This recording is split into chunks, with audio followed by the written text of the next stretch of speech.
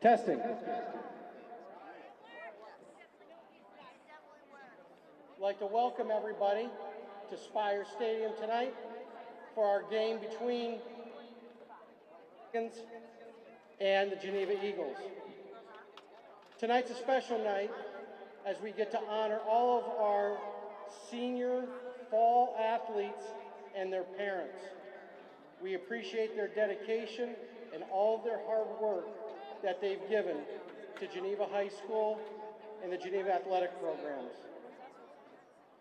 We will start tonight with the cheerleaders. The cheerleaders on this side are excited that we're starting with the cheerleaders. Abigail Christine, escorted by Keith Christine and Joanna Christine.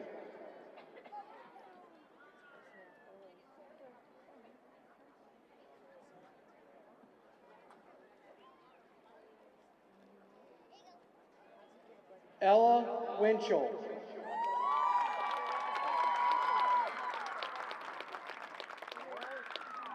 Escorted by Mom Kara Rogowski, Dad Jeremy Winchell, and Stepmom Brittany Winchell.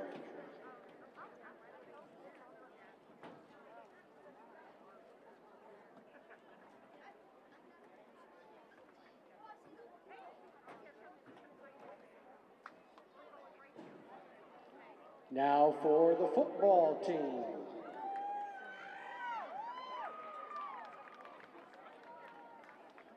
Anthony Albee, escorted by Robert and Sarah Albee.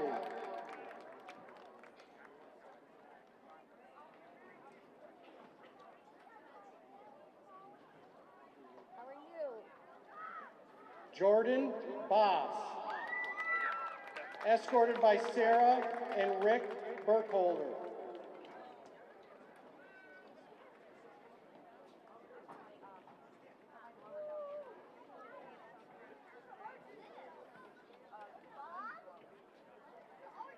John Hazler, escorted by John and Anna Hazler.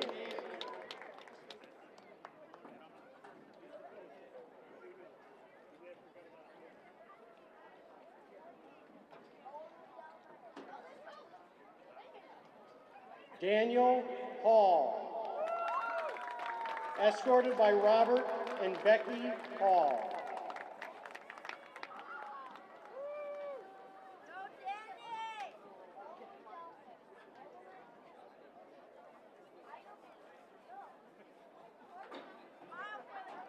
Matthew Hoover, escorted by Mark and Kathy Hoover and his brother JJ.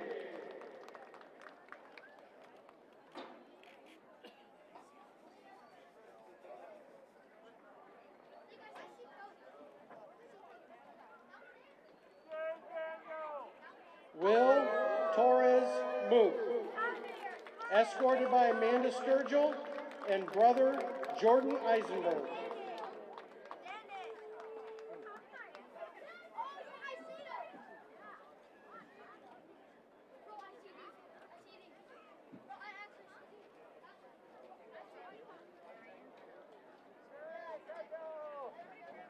Jacob Wilson, escorted by Mom Miranda Bond, Grandma Lori Wilson, and Uncle Luke Wilson.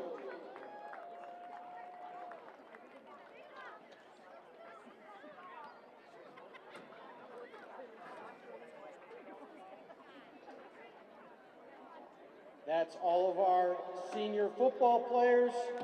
Now for cross country. Connor Bolin, escorted by Jack and Crystal Bolin.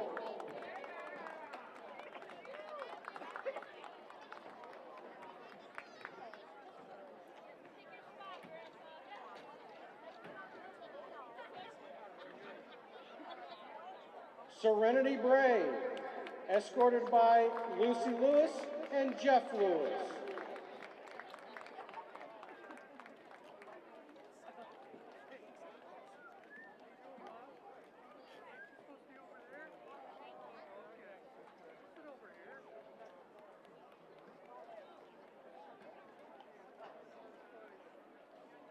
Tegan Gilbert, escorted by Dad Dave Gilbert and Mom Amy Diefenbacher.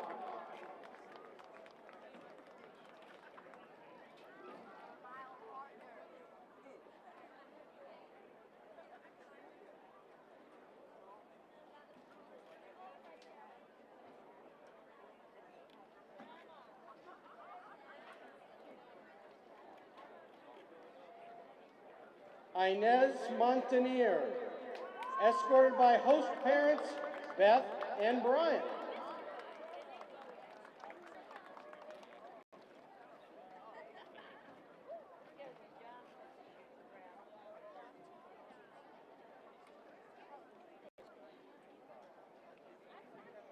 Riley Park. Supposedly it's Riley's birthday today. Happy birthday, Riley. Escorted by Jeremy and Cindy Park and sister Ella.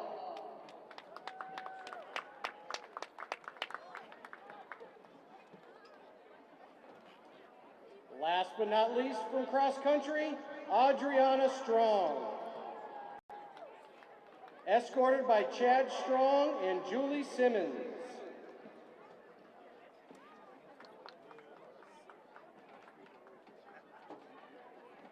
Next is boys golf. Leading off for the golfers, Connor Anderson, escorted by Wendy and Andy Anderson.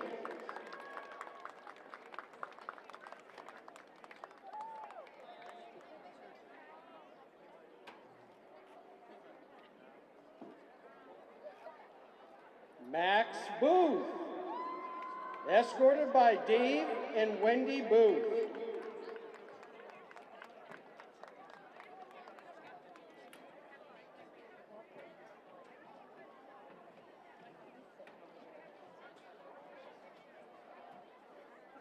Richard Giffen Jr., escorted by Father Richard Giffen Sr. and Shannon Giffen.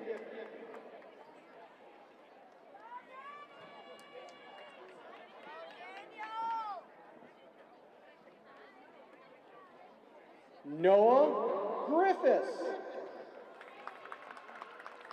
escorted by Jeff and Tina Griffiths.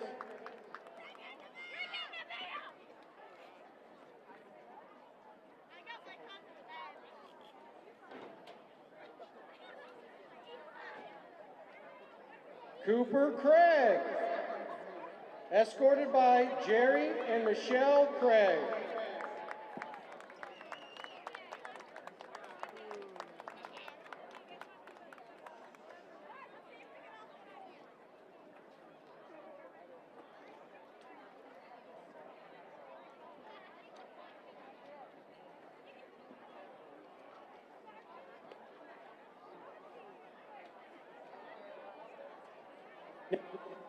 Next is girls soccer.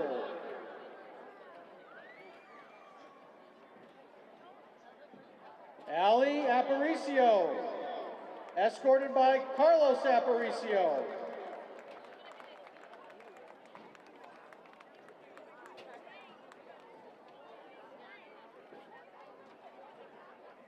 Sammy Aparicio, escorted by Sarah Aparicio.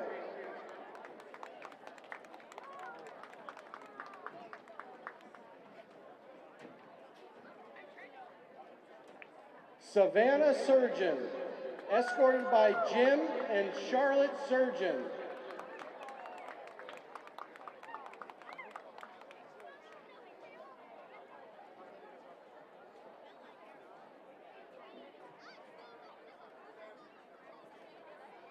Alexis Dewey, escorted by Melissa Dewey, Chris Dewey, and Emily Dewey.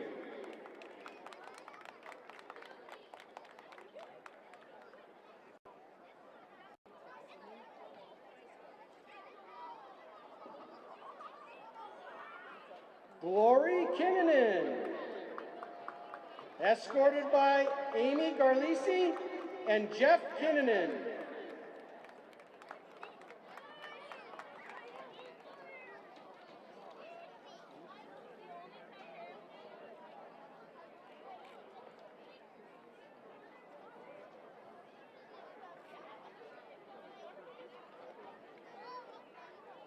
Cameron Platt, escorted by Randy Platt and Ashley Klunk.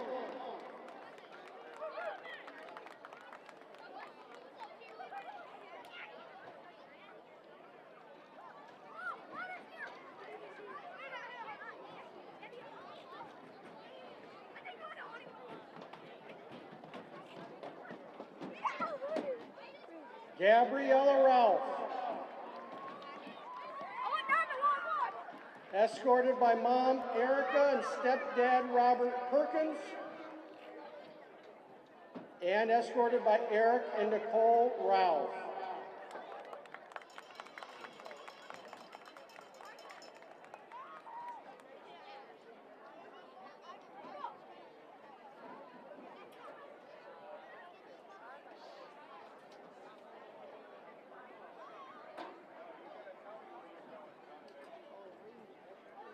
And our final girls soccer athlete, Sink, also is part of the cheer squad, Haley Venus, escorted by Jennifer Venus and Todd Venus.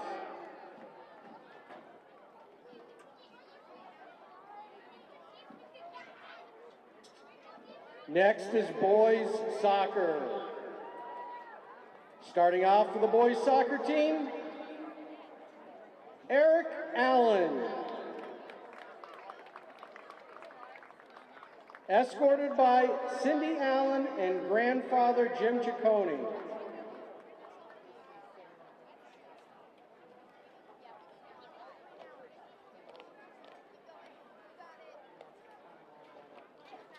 Hunter Arnold, escorted by Mike and Stacy Stern.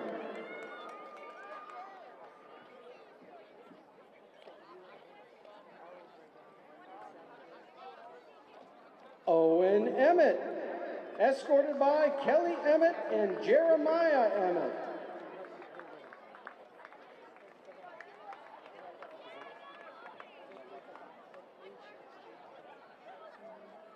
Matthew Henry, escorted by parents Greg and Susie Henry and sister Samantha.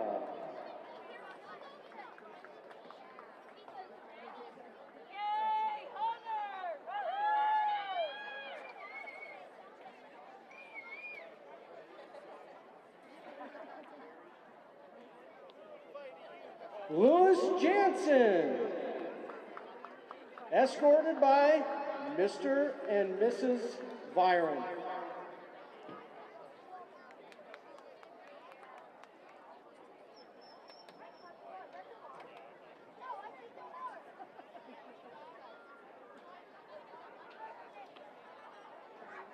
Stefan Leckington, escorted by Nicoletta Leckington and Colin Leckington.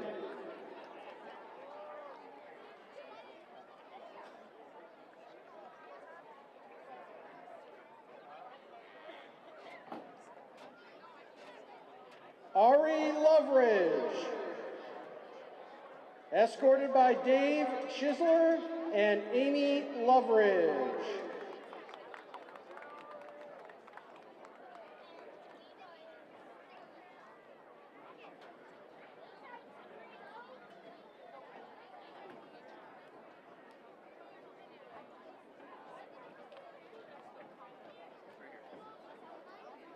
Marlon Maldonado, escorted by Eduardo and Katie Maldonado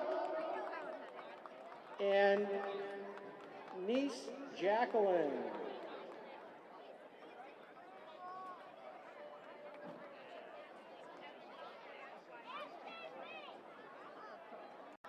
Sergio Blasquez. Escorted by Jared Zeman and Rebecca Surgeon and Parker Zeman.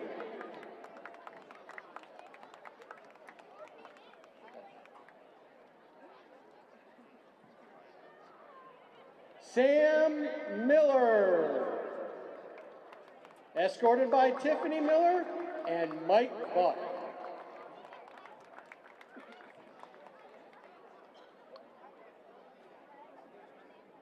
Ryan Pandy.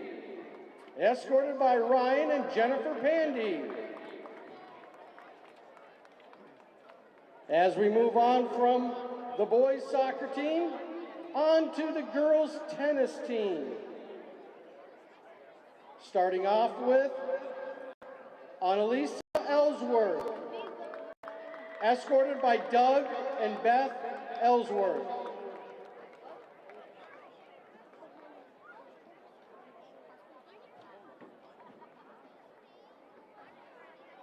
Isabella Rose, escorted by Michael and Melissa Rose.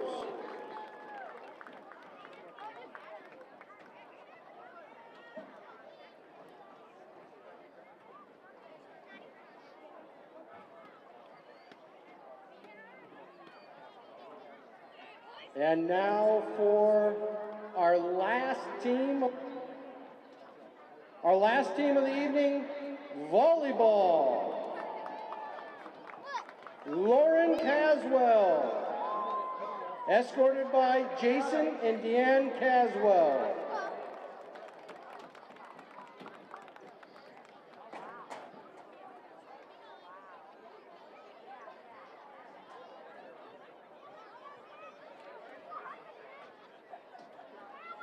Gianna DeLuca, escorted by Chris and Tracy DeLuca.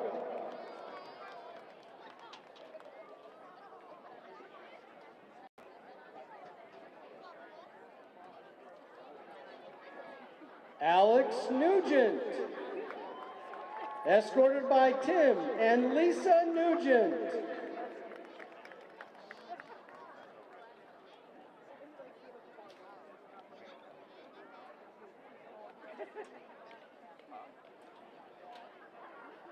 Last but certainly not least, our final senior athlete to come across the field, Lily Rose.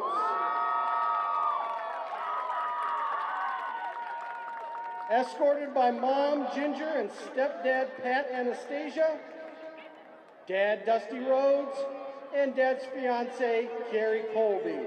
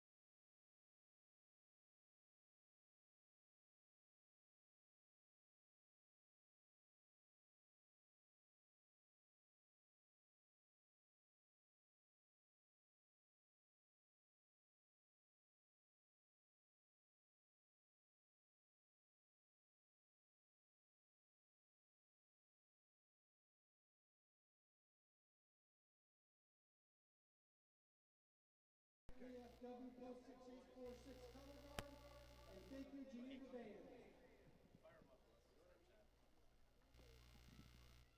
Hey, tell me when I'm going live. Mr. Santiago.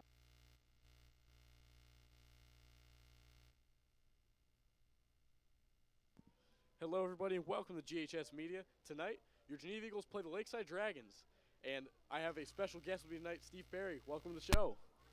Hey, Jackie. Thanks for having me, buddy. I appreciate it. My cousin, my friend.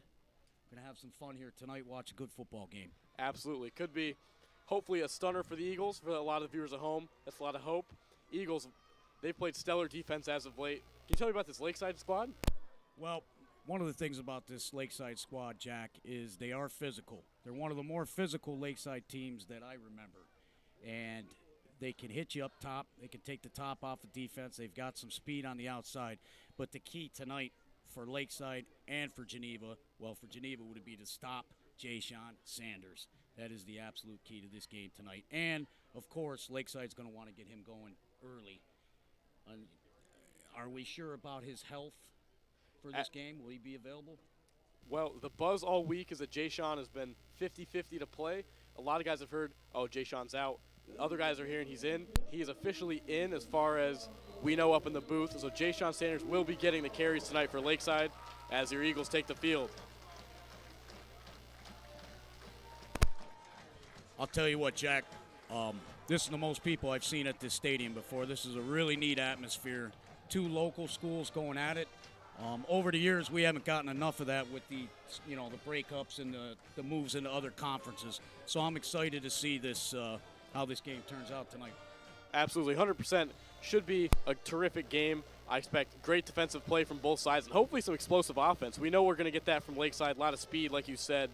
Geneva, if they can keep the ball in their possession, not force any turnovers or anything like that on offense, I think they can be good to go. They can really compete against this Lakeside defense that they held Brush to 7 points, and the next week they scored Brush scored 73. Excuse me. Understood. And for Lakeside, one of the positives that has been occurring these last few weeks is that their quarterback, Alex DeSalvatore, continues to get better every week. He manages that offense, he can make big plays, and he's been able to get outside the pocket and extend some plays with his feet at times too, which really helps this Lakeside offense move the chains. Now, can you tell us what receivers DeSalvatore likes to hit the most? Well, he's got a few speedsters on the outside, some athletes. One of them is number 1, Malachi Matlock. I've been watching Malachi for a lot of years because I am the public address announcer at Lakeside, so I've seen these kids for a while, and I've seen how good they are too. Jimmy Timoneer, number 10, I believe, is also a threat. Jimmy's had some big plays in his career as a Lakeside Dragon. And don't forget about Cameron Mitchell. Cameron Mitchell can also get open, and he's got pretty soft hands too. Yeah, you mentioned Jimmy Timoneer. He's a pretty good ball player. He's what, 6'3", 6'4"? He's got a huge frame, super fast on the outside. He can make some big plays. All I can say, Jack, is must be nice. Must be nice to be that tall. Oh, so one day. If I only had that when I played high school football. But no, Jimmy does a nice job, and he's a key to this team, a leader, and we'll see if Alex can get him some throws tonight. 100%. Now, this Eagles defense, they've struggled a little bit against the pass. They've had a handful of interceptions, but past that, their pass defense has not been the greatest. So maybe Lakeside can exploit that, or maybe the Eagles can clean that up. Now, with the Eagles offense, you really know what you're getting. It's a lot of Luke Smith. He gets the ball probably 60% of the time, makes huge plays. At one point, he was leading the county in yards per rush. So if Smith can keep making the big plays and Lakeside can avoid stopping him, like Geneva obviously hopes that happens, Geneva's offense can really get rolling behind Smith. Yeah, I agree there. And one of the things, too, you were telling me earlier, because unfortunately, I haven't gotten a chance to watch much Geneva football, is that they have turned the ball over here and there, and that cannot happen tonight. Here's the kick. That's going to go out of bounds. Geneva takes over at around the 40-yard line. Well, here we go, Jack. High school football at its finest. What a beautiful night. Great crowd. Seems like everybody's in good spirits. And I do believe we're going to see a good, well-contested football game here this evening. But one thing for Geneva, if they could get on the board first, Boy, that puts them in great position as far as momentum and as far as execution. I 100% agree. Geneva scored on their opening drive a touchdown, that is, every single time this year. That's 3 games in a row with an opening drive touchdown. And Lakeside, they're a second-half team. The Eagles are a first-half team. Maybe we get some counteraction there, maybe get a tight one at the end, a big finish. We'll see. Well said. Here's Young, the hand to Wilson. It's a solid game of about 7.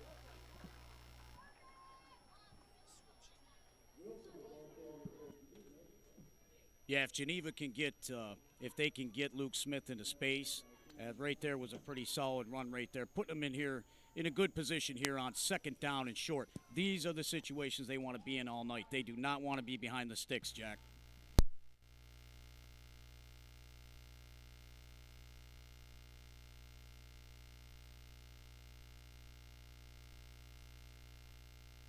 Sorry, going through a little bit of technical difficulties there. That was Smith on the carry up the middle. Big stop for that Lakeside defense. We have 3rd and 2. 3rd and 2, and Grayson Petros did a nice job coming off the ball right there. He was the first man to the ball carrier and made the stop pretty much at the line of scrimmage. So here we go, Jack, 3rd and short. That's Wilson in the backfield. Young is going to keep it himself, I think. No, he handed that one to Wilson up the middle for a 1st down. Yeah, nice job by Geneva getting to the outside right there, finding a crease, and they're already in Lakeside territory here, moving the ball, getting some positive yards, and building some confidence. Typically in a spot like this, they'll come off the side with one of their wing backs. I think it would be Deemer because Smith has already gotten the ball, so don't be surprised if Deemer comes across a lot and runs to that left side tonight. That's Wilson up the middle. He'll be wrapped up around the line of scrimmage for a gain of about 1 or 2. Looked like a little misdirection right there. Lakeside was ready. Linebackers stepped up into the gap, made the play. Initial contact looked like it was just about a yard past the line of scrimmage. So 2nd down and long. This is the story of their defense. Fast linebackers, no? Fast linebackers, and they've got some pretty decent cover corners out there, too. Once again, your cover corners are your receivers pretty much on offense, and they will make plays, both sides of the ball. That was freshman Bryce Pete up the middle. Now this kid, he's a freshman, but he is built like a brick house. He is 190, or he's 6 foot 190 as a freshman. Got my old friend Bobby McCoy giving me a little advice up here as far as the technical aspect of tonight. I appreciate that. So here we go, Jack. 3rd down and about 3. Young's going to keep this one. A little flip. That's Matt Wright on the outside. Bryce Pete, excuse me. That's an Eagle 1st down. Yeah, nice job by the quarterback getting to the outside. Put a nice touch on his pass. Bryce Pete was open over the shoulder, out of bounds. Looked like the tackle was made by, I think that was number 5, Jonathan Beals. But once again, Geneva's moved the chains. Here we go, Jack. Here's Young under center this time. That's a pitch play to Gio. That's the guy they call G.I. Joe. Yeah, from what it looked like here, too, looked like Jimmy Timoneer was the first one to the ball carry. He slid well from his position, and he zeroed in on the ball carry. Made a nice play for a short, minimal gain.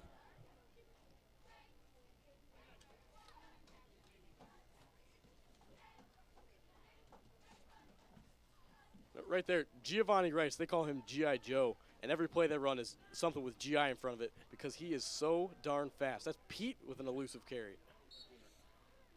Jet sweep right there.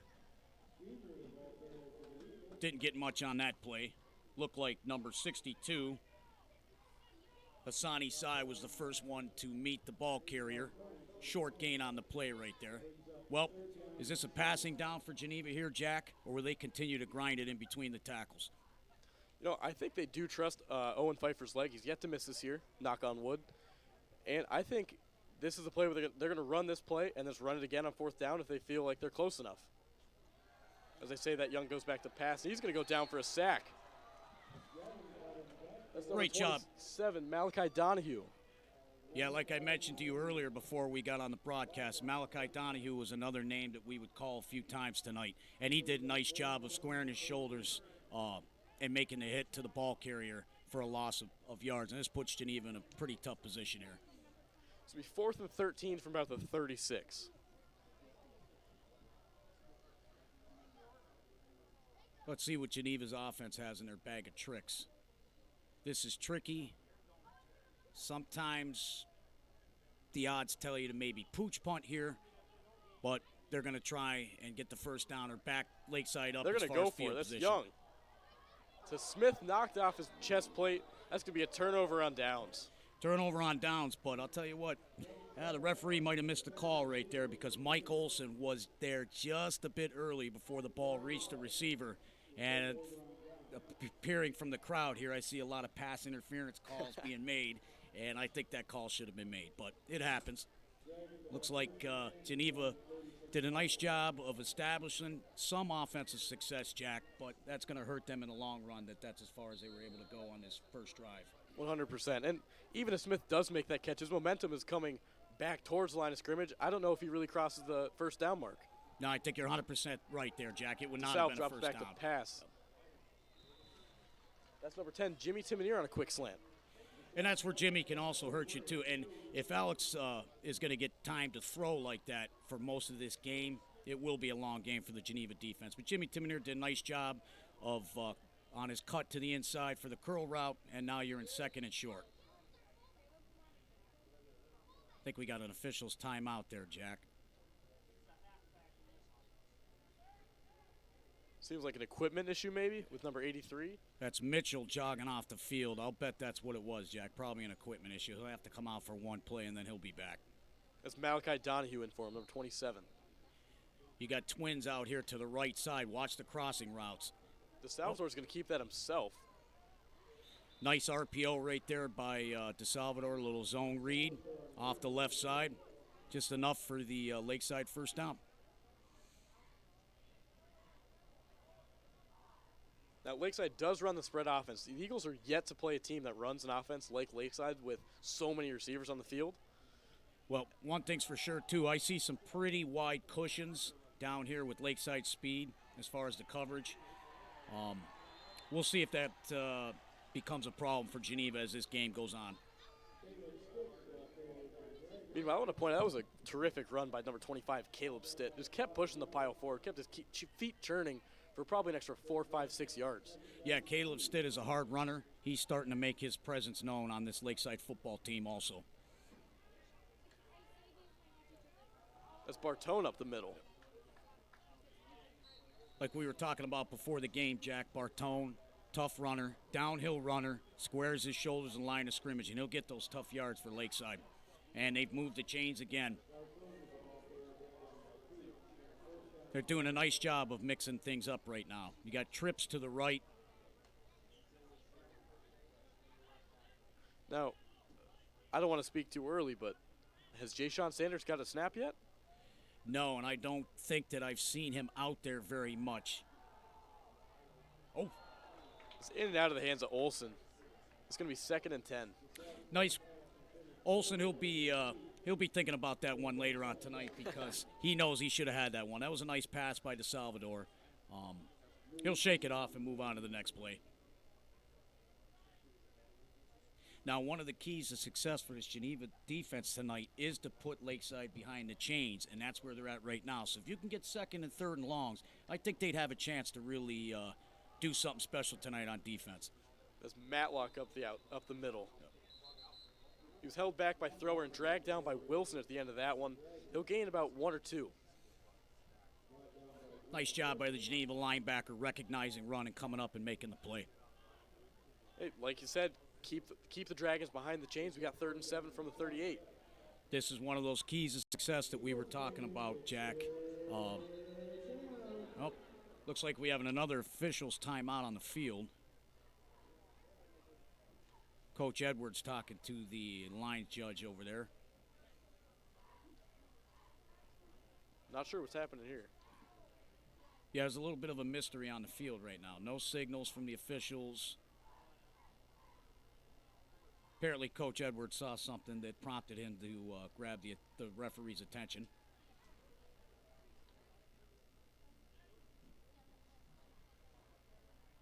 If only we could mic up the referees. Yeah. Yeah, a lot more high schools are starting to do that across the country, and you know, it's become an extra part of the game, and you know, to better the experience for the fans too. All right, Jack, here we go. 3rd down and long. Big play right here. Geneva makes a stop. They're in business. DeSalvador back to throw this time. Looks up the middle. Wide open is Timoneer. That's a first down. Looked like a simple little skinny post right there. Jimmy did a nice job off his cuts. Geneva's safety got sucked into the play right there. Easy throw, easy pitch and catch for Alex DeSalvador. Nice play. 1st and 10 from the 21. Got twins on both sides. Salvador will hand this time to Matlock. Looked flag like on the play. Yep, looked like a little misdirection there, but I think this one's going to be coming back. There was a player with his helmet off. That's number 58. John Snyder. John Snyder. So we've had a couple odd stoppages so far here in this first quarter of play. And when you're an offense like Lakeside, you thrive on rhythm. And when there's these little delays and stoppages, it doesn't play well to your, to your traits. And I feel like that can be the same thing with any sport. I mean, basketball, you got a team on a run. Right. Stoppage, like by the team getting hammered, essentially. Right. That could mess with the offensive team's flow. Baseball, you got a pitcher in the flow, call timeout in the box.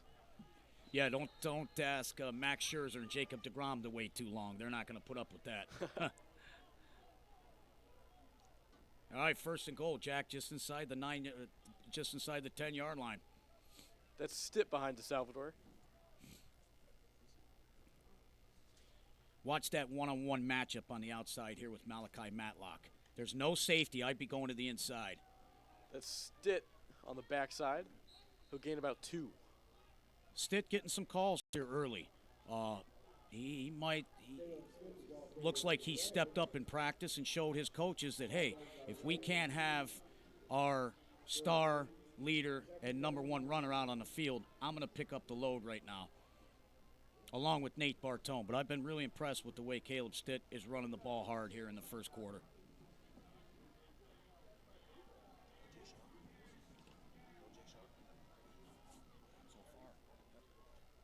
Second and goal from the 9. 3 receivers set out left. Salvador to pass. He's going to be dragged down. That's number 23, Logan Queen on the sack. Boy, nice job by Logan Queen right there. He read pass, but it looked like it was a safety blitz. Is that where Logan plays? I think at the safety position, free safety. Queen, he bounces back and forth between a safety kind of position and outside linebacker. Okay. Versatile defensive player for sure.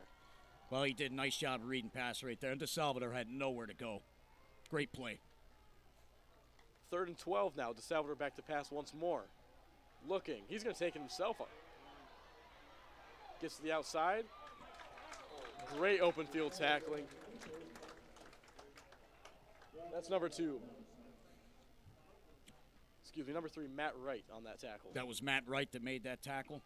You know, he did a nice job, I saw, when DeSalvador got outside, of breaking down before contact, chopping his feet.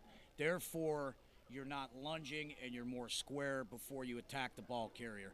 Great defensive play right there. I would say, Jack, this is the play of the game so far, early. 100%, couldn't agree more. DeSalvador to pass again, little bubble play to Timoneer. He's going to get this one into the end zone. 6-0 Dragons lead. Alex DeSalvador doing a nice job of selling the run on the misdirection, and Jimmy Timoneer coming off the blocks on the slant right to the goal line and pushes himself in. Great play. And this is not where Geneva wanted to be early. Absolutely not. Like I said earlier, Jack, we may look back at that first drive if this is a close game, and Geneva will, look at it as a missed opportunity. 1,000%. Great field position to start. Just couldn't get the chains really moving after the first couple first downs. The extra point is good. It is 7-0 Dragons lead. I believe that was Aiden Hathey right there. Aiden's got a pretty good leg, and I've seen him make some nice kicks so far this year. That one got away from him a little bit, but all that matters is it made it through the upright. 7-0. You're right. Here we go. 2:23 left in the first quarter here on Geneva Senior Night. Yeah, what a beautiful night. Great crowd on both sides that have come in. I've been to the stadium many times, like I was telling you, Jack, and I had to park back out where the pavement ends. I'm not used to that, but it was nice to see there would be this many people attending this game tonight. Yeah, you get a little special treatment tonight up in the booth. Air conditioning is fantastic, no? You know, I'm loving it. I'm really glad you asked me to come up here tonight. And we've seen a good game here. And, you know, although, you know, I have an affinity for Lakeside, I want to see Geneva stay in this game, make it a ball game. That makes it fun for all of us, especially the broadcasting crew, right, Jack? Oh, absolutely. Now, Lakeside, over the years under Coach Edwards, they will onside kick a lot. I would say maybe even 75% of the time. So they are very good at recovering onside kicks. It looks like this looks like what it's going to be. Hathey with an onside kick. Just squib it up the middle. And that's what they do. They use their speed to get downfield and make those plays. Very nice. That looked like my friend Kevin Crockett's son, Cameron, right there, was first to the ball carrier. And that's, you know, by using the onside kick, that's what Coach Edwards is going for. He's trying to utilize the speed of his athletes, and that's why right there. No, you did not pin Geneva deep, but you trust your defense enough that starting from the 32, 33 is not a huge deal. Absolutely, and their defense is the strong point of this team very clearly. There's not a single slow guy in this defense, it doesn't seem like. No, and they get good push up front. Even though their linemen are big, they're not very tall up front, but they're strong. And I think we're going to see a little bit of that tonight. Young hands to, that's Wilson. Nice run. Looked like he had one man to beat right there. Good job, good angle taken by Cameron Crockett to get to the ball carrier and make the tackle and keep him from busting into a big play. Clock winds down to 1:59 in the first quarter. Boy, time flies when you're having fun up here, right, Jack? Wow, we're under 2 minutes already. This Eagles offense needs to capitalize on this drive, punch back, because Lakeside, they're not going to let go of the gas pedal. No, they're not. I don't know if that play, it looks like they're going to be a little short here. That was Wilson on the short carry. Now on 3rd and short, quarterback Kenny Young, correct? Kenny Young. Yes. Have they shown that they will follow the center for short yardage situation? Oh, doesn't matter any now. Looks like the referees gave them the first down. I was going to ask you if they like to sneak. They will in inches kind of plays. Okay. He does have a couple touchdowns like that, little Tom Brady quarterback sneak on the goal line. Yeah. It's a big run for Smith right there. Talked about him earlier a lot. Tough run right there. Luke Smith saw daylight and he got there. Very tough run. It'll be 2nd and 2 from the Eagles 48. Do you try to mix it up here a little bit, Jack, or are you starting to gain some confidence in the ground game? I think you got to stick to the ground as they do right there. I mean, this wing T offense is built on ground and pound. You run the ball, you run the ball, you run the ball, and then after that, you run the ball one more time. And if they do pass, they're more of an RPO team, I would assume. That, 100%. Right? Always trying to run first and then drop back and hit some short routes, I believe. Yeah, it's a lot of boot out, kick out, kind of flood kind of passing plays. Yeah.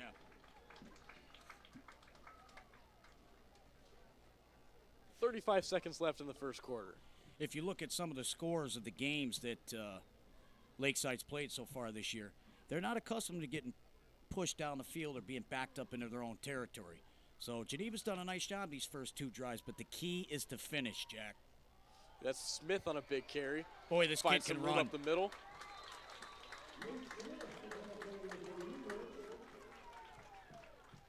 That's another first down. Eagles are going to take this one around the 35-yard line. Nope, you told me before the game that Luke Smith would be someone to keep my eyes on, and I am impressed with the way he's running the football. Yeah, the way Smith runs the ball, unlike a lot of guys, I feel like he gets the ball at full speed and he doesn't slow down unless he's hit. Whereas everyone else takes him a second to get going. He's full speed as soon as he touches the ball. Yeah, you can't teach that either. That's a natural instinct, and all Luke Smith cares about is getting yards. He wants to go forward, not backward, and that's completely obvious. And as we wind down to the end of the first quarter, you don't see Smith fall backwards or to the sideline. He's always diving and falling forward to get that extra couple yards. Yeah, he's pardon the pun, and this is a compliment, he's what you would call kind of a dirtbag. He's not afraid to get dirty. He's not afraid to mix it up. And those are the guys that I want next to me that, on a football team, on a battlefield, at work. So Luke Smith is definitely a lunch pail type of guy, but he's got some flash to him too. And I can tell he can break a few. Absolutely. Now, have you seen Luke Smith very much in the passing game this year, Jack? No, I have not. I've seen a lot of Barbo. Every now and again, they'll give it to Smith. Yeah. And that's if he's open over the middle. Usually, they'll throw a linebacker at him, and he'll be covered across the middle because a lot of his plays he's lined up on the backside of the pass. Yes. So he's not necessarily incorporated a lot in the passing game, but it doesn't matter because they rarely pass the ball probably 5 times a game, but then he gets probably 12 carries a game at least. Well, it seems like that their offensive line is tailored to that, but the quarterback he's 11th grade, so he's still learning. He's a veteran, but that's the sophomore Hayden Deemer. He turns a corner. Nice chunk. Big 13-yard run there. It's another Eagles first down. Yeah, Jack, and you could see right before the first initial contact was made, he made a nice cut to the outside, and he was able to pick up a few extra yards right there. I definitely think Deemer has turned a lot of heads before the season.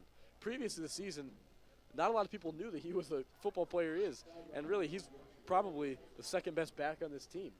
Well, that's what they call determination, and when you don't hear your name being called and you know that you are that good, well, you feel like you got something to prove, and he's proving it tonight. 1st and 10 from the 20. Looked like a full house right there.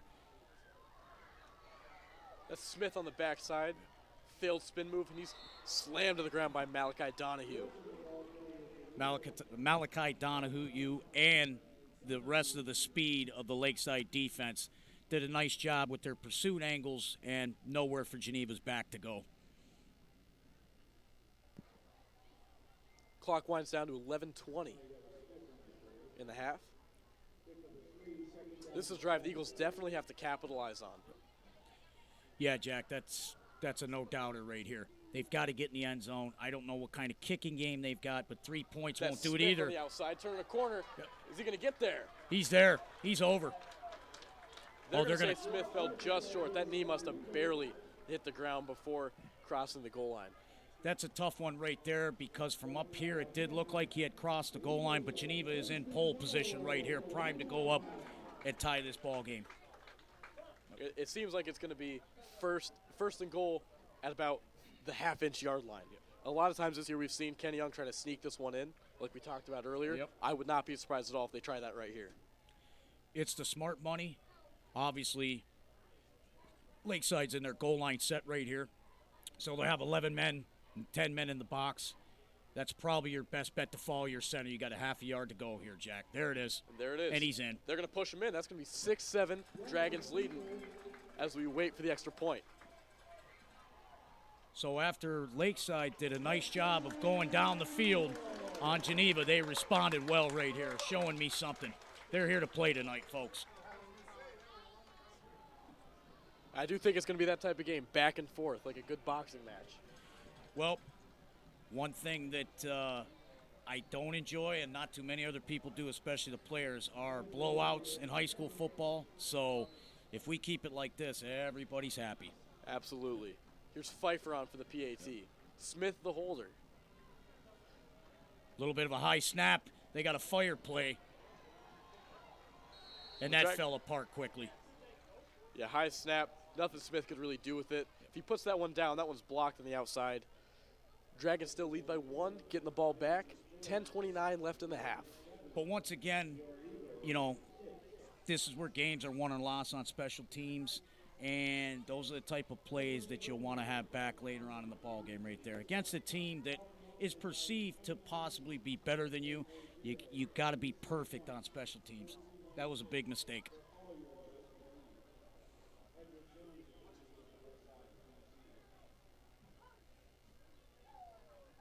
Jack, how long have you been doing this up here now, streaming these games, calling them?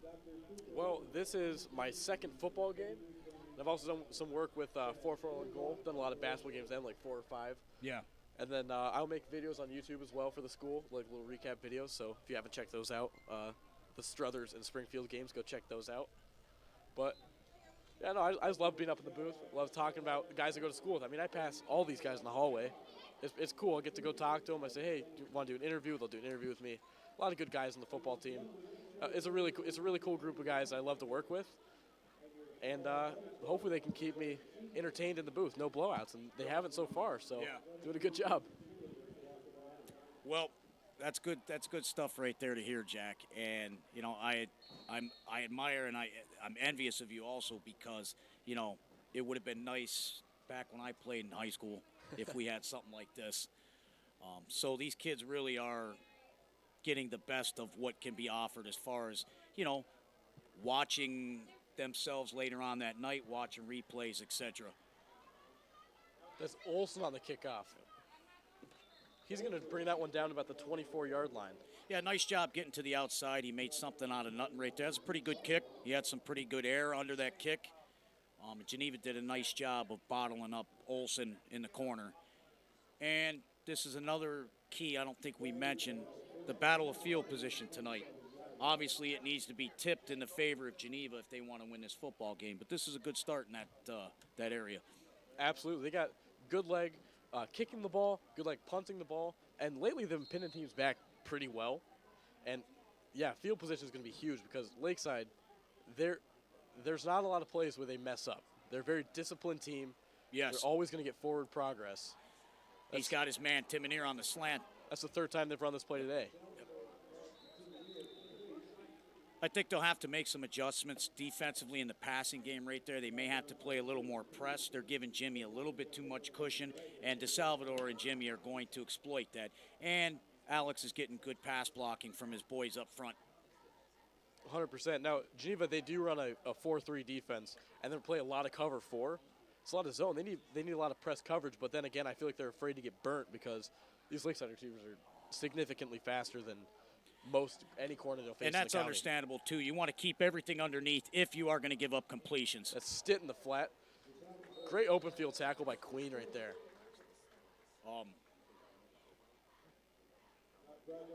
Was that Bryce Pete right there, Jack? No. That was Logan Queen. Logan Queen? Okay. Logan Queen did a nice job of getting to the ball carrier right there, and he wrapped. Something that is kind of become a lost art form in American football these last 10 years. Wrap. Everybody wants a shoulder tackle, and we see what the results of that are. Nice gang tackle. It's another run up the middle for Lakeside. That was Stitt once more. Well, we're coming up on a big play right here, approaching midfield, Jack. Lakeside moving the football, but Geneva could really make a statement if they make a stop here on 3rd down and 5. This is a much-needed stop because really, if they get the ball back within the next 3 plays, we're going to get a timeout, Geneva. Another official's timeout. And it looks like it's got to be equipment-related, Jack, because that's the 2nd time that the line judge has sent 2 Lakeside receivers back to the sideline. That's Colazo coming in.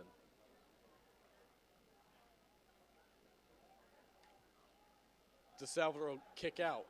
That's the flat. Another good tackle by the Eagles defense. Yeah, Cameron Mitchell made a nice play on the ball, but that play wasn't going to go anywhere, especially the way number 8, Jacob Wilson, I believe that was. That was Hayden Deemer coming up from the outside linebacker spot to make that hit. Deemer did a nice job of recognizing the play, and he met the ball carrier just a few yards past the line of scrimmage. Nice play. 8-18, 4th and 4. Lakeside looks like they're going to go for it here. Big play. That's Deemer getting to the pass. That's going to be incomplete, and the Eagles are going to take over at the Dragon 45. Yeah, it looks like DeSalvador just missed on that. A little bit high.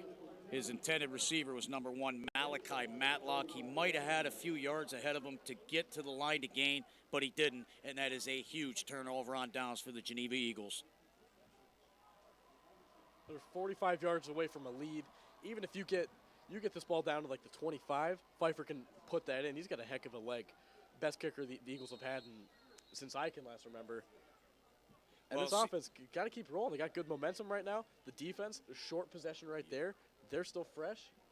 Eagles, they have all the momentum right now. They have all the momentum right now, and they don't look intimidating.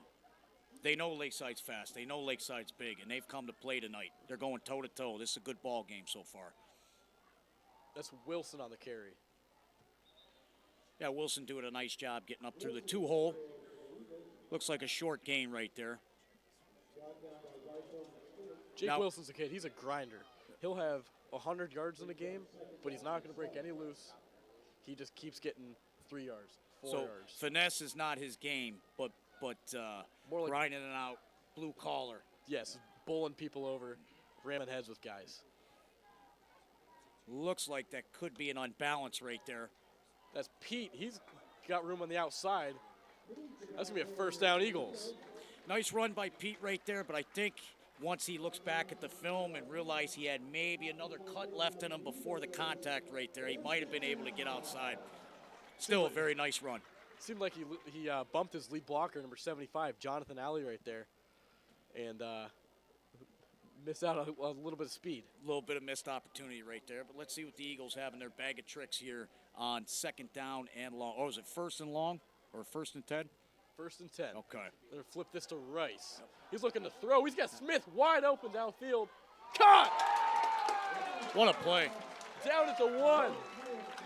Little flea flicker down to the 1 yard line. Underthrown right there, Jack, but number 4, Luke Smith, made a heck of an adjustment midair to make that play. What a play. The Eagles will take this one down to the 1 yard line. Exactly what the doctor ordered.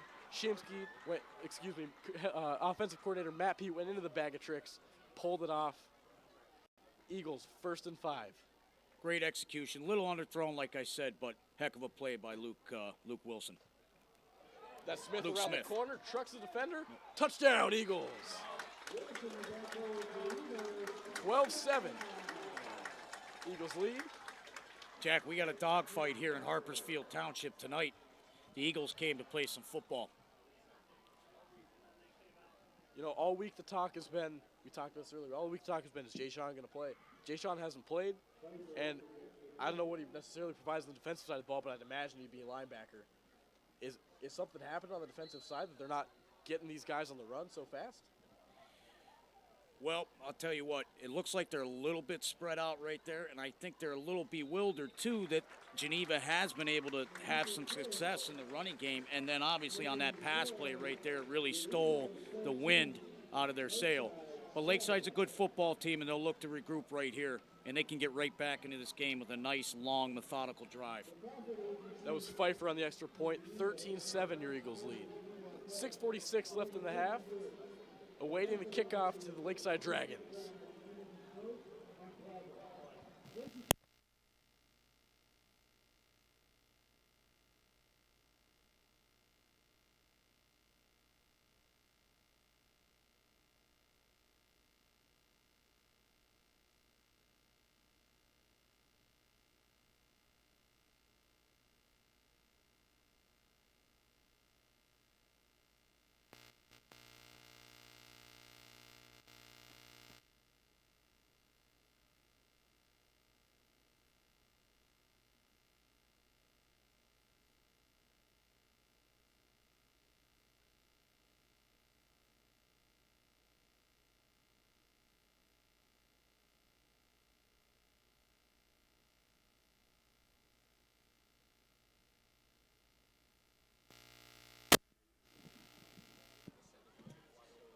Luke Smith punched that one in after a 30-yard flea flicker catch by Smith himself to get him down to the 5-yard line after that Eagles defense played great football, stopped the Dragons quick, forced a turnover. And the Eagles' offense was very, very good on that last series right there.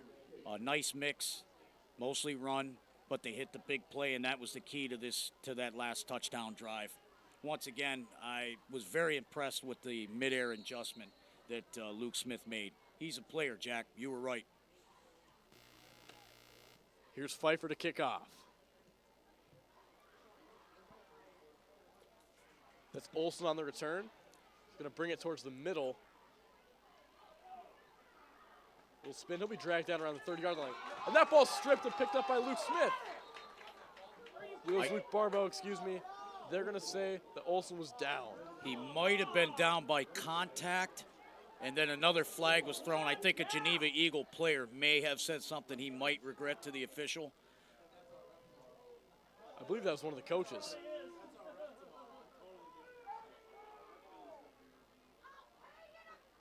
Now, that's one of the things, too, against a team that's perceived as better. Those are the type of mistakes you just can't make right there.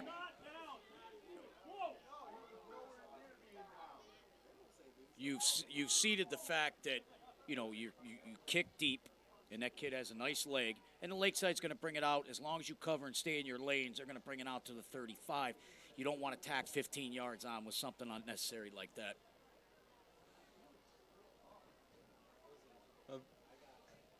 Seems like head coach Donald Shimsky's going to talk this one over with the referees. Referees aren't happy with him. They're sending him back to the sideline. A lot of fans, they think that ball was punched out before Olsen was down. Could have been an early whistle. Maybe someday, Jack, with the streaming service up here, you'll have two TVs in front of you so we can go back. But we'll just have to let that one go. Yeah, the fans at home can double-click on the left side of their screen, go back 10 seconds at a time. Go look at that one slow-mo. Nice. So there's your 15 yards. That should put the ball around the 44-yard line. And you've just given Lakeside 15 yards closer to your end zone before a play's even been run. Absolutely. Eagles fans don't like it. They're letting them hear it, letting the boo birds fly.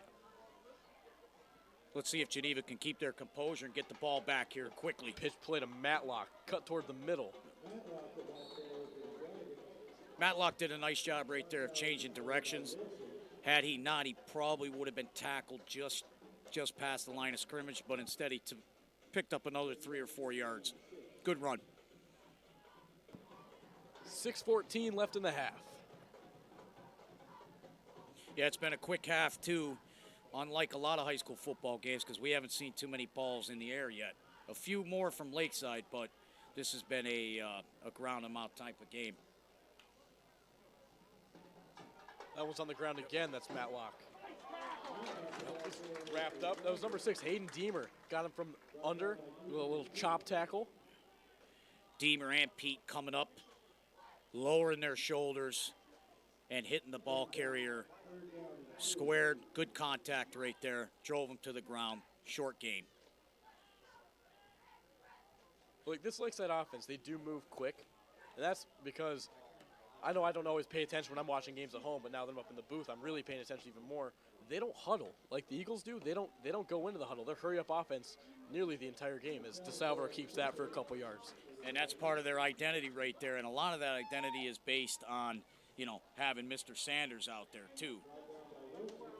So Lakeside, it looks like, Jack, Lakeside's forced to kind of have to adapt to a different style of offense and approach without their star in the backfield right now. But they've got seven points on the board, and they're starting to move the ball here in Geneva territory.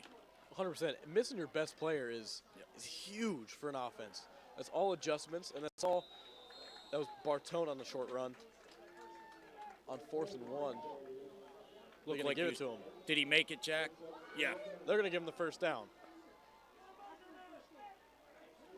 But that goes back to what I was talking to you about Nate Bartone before the game. Those are the type of yards and those are the type of plays he can give you.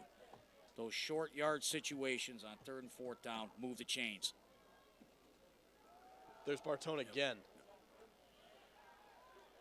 be wrapped up after a gain of about 5. Don't let him fool you, too. When he gets into the open field, he chops those legs and he can move. Oh, he's definitely moving. No, back to what I was saying about Ja'Shawn Sanders. When you're missing your best player, your offense is centralized around one guy.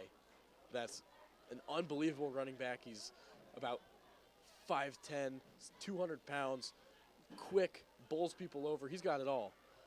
It's hard. It's hard adjusting your offense when you're 50-50 all week if he's going to play. Understood. And obviously we found the answer out to that just before kickoff here. Lakeside's offense looks a little different going up top. That ball's picked off. That's Gio Rice. He's going to return this one up the left sideline. Got room. He's going to dive. Rice returns that one down to the 45. Eagles ball. 3:31 left in the half. Big play for the Geneva Eagle defense right there, and that puts them into position to orchestrate a drive here and go up possibly 2 possessions on this Lakeside Dragon football team, whose offense does look a little out of sorts without Ja'Shawn Sanders in the Yes, backfield. it does. Now, I want to give props to this Eagles defense. They have forced a turnover. They forced 1 turnover in their first game, 4 in the next, 4 in the game after that, and then 1 today. That's their 10th forced turnover this season, and that's 4 games long. That's 2.5 turnovers a game. This defense is built on turnovers. Not bad, and obviously watching football my whole life, and you too, Jack, we see what turnovers do to a ball game, what they do to the confidence of the defense, and what they do to the morale of the offense. And let's see if Lakeside can get the ball back quickly here and maybe grab a turnover of their own. There's Young to Wilson up the middle. Gain of about 5 there.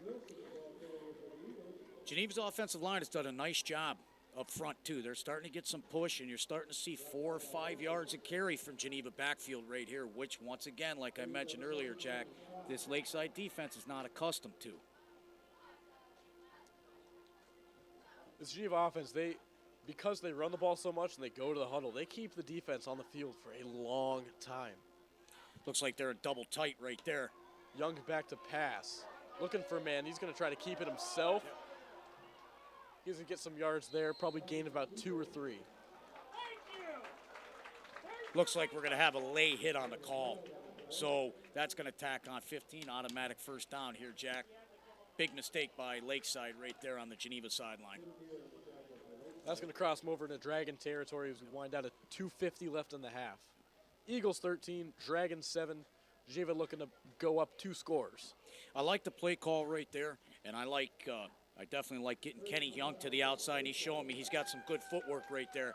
But besides the fact that they were able to get the 15 yards on the penalty, you don't want to take a sack right there, and I think that would have been considered a sack. He's got to throw the football away right there. But it's all for naught because, look, Geneva's got 1st and 10 inside Lakeside's territory. It worked out in the end. Young under center. He's going to hand that one to Deemer. He's going to cut back in the middle. Gain about 5 again. Nice, solid, hard run right there. Had he maybe cut to the outside, looks like Lakeside safeties were sucked into the play right there. There might have been some room to run a little more. Still, pretty tough run. And what I like about Geneva is that their efficiency on first down. Yeah, they've gotten 3 or more yards every play on first down today. This offense has been killing it early in the chains. Yes, they have. And it looks like we talked about earlier, it's Lakeside that's behind the chains right now so far. It's Young back to pass. Slings that to Deemer. He's going to get out of bounds, stop the clock at 2:04. It's going to be a first down Eagles. Jack, I didn't know much about this kid, number 6, Hayden Deemer, but I'm starting to now. He makes some nice plays in the passing game, and I like his routes, too. He runs crisp routes. Jack, they're starting to find some success in the passing game, mixing it up a little bit. It looks like they feel like they've got Lakeside on their heels. Are they going to continue with the pass or go back to their bread and butter and run the football? Got to go back to the bread and butter as they do here. That's Wilson on a short run. Red zone, I feel like they're a little bit nervous to run the ball, especially 1:38 left. You don't want Lakeside to have time for another possession. Correct. I agree. It looks like Geneva called a timeout. I think that's their first of the half, correct? Yes, that's their first. So in the meantime, we were talking about homecoming earlier. When is the Geneva homecoming game this year, Jack? It's going to be on September 30th. September 30th. Okay, nice, nice. A little earlier than past years, but at least not like September 10th or, you know, there were a couple homecomings last year that were pretty earlier, and I kind of scratched my head about that. Right, yeah. You know, to me, I guess maybe I'm old school, but homecoming's about autumn. Yeah. Yeah, you need that October setting, get those good pictures in with your friends, family, Right. etc. Yeah. Not everybody standing there in their suits or tuxes or whatever you guys wear, sweating Right. through all the pictures. And nobody likes to sweat. Now this is tantamount. Geneva needs to score a touchdown here, Jack. They've got to finish off this drive and put Lakeside into their locker room in a very difficult position, one they haven't been in all year. Absolutely. Young's going to try to get outside. Looks like he's not going to gain anything. It's going to be third and long. Nice job by Caleb Stitt, recognizing that the quarterback was taken off to the outside. He did a nice job coming up. A couple other Lakeside Dragon defenders that I couldn't see their numbers, but good play. Loss of a couple. Clock winds down to 1:12 left in the half. Well, now we're getting to a situation where Geneva may have to start thinking about using their timeouts. And that ball is picked off. Tipped out of the hands of Smith into the hands of Angelo Colazzo. Great play by Colazzo. That's tip drill right there. Me and Bobby knew all about that. We had to work on that plenty of times in our Harbor High School and St. John days. Great play. Huge turnover. That's what we were talking about earlier, if Lakeside could get their turnover. And they just kind of sucked the wind out of the sails of this Geneva crowd. That is a crucial, crucial turnover. Even if they don't get the conversion on 3rd and 12, Pfeiffer's got the leg to put that one through, put them up 9 points. That's still a 2-score lead. I agree, Jack. Right there, you got to come away with some sort of points right there. Kenny Young, who's done a nice job throwing the ball in his, very few passes, kind of let that one get away from him. Looked like he released a little bit behind his helmet, and that ball floated. So Dragons will take over with 1:01 left in the half at the 8-yard line. 1-on-1 to go here. You don't want to do anything foolish. Coach Edwards is smart. He understands that. So I could see Lakeside probably being a little conservative deep in their own territory. It looks like they're going to take a timeout to think it over. Going to make sure they get this one right. I can't assume they'd go and try to march down the field in a minute, but they do have 2 timeouts left. They do have 2 timeouts, and they've got gentlemen by the name of Malachi Matlock and Jimmy Timineer on the outside who can break a big one if they get the chance here. So we'll see if Coach Edwards is going to dial anything up here.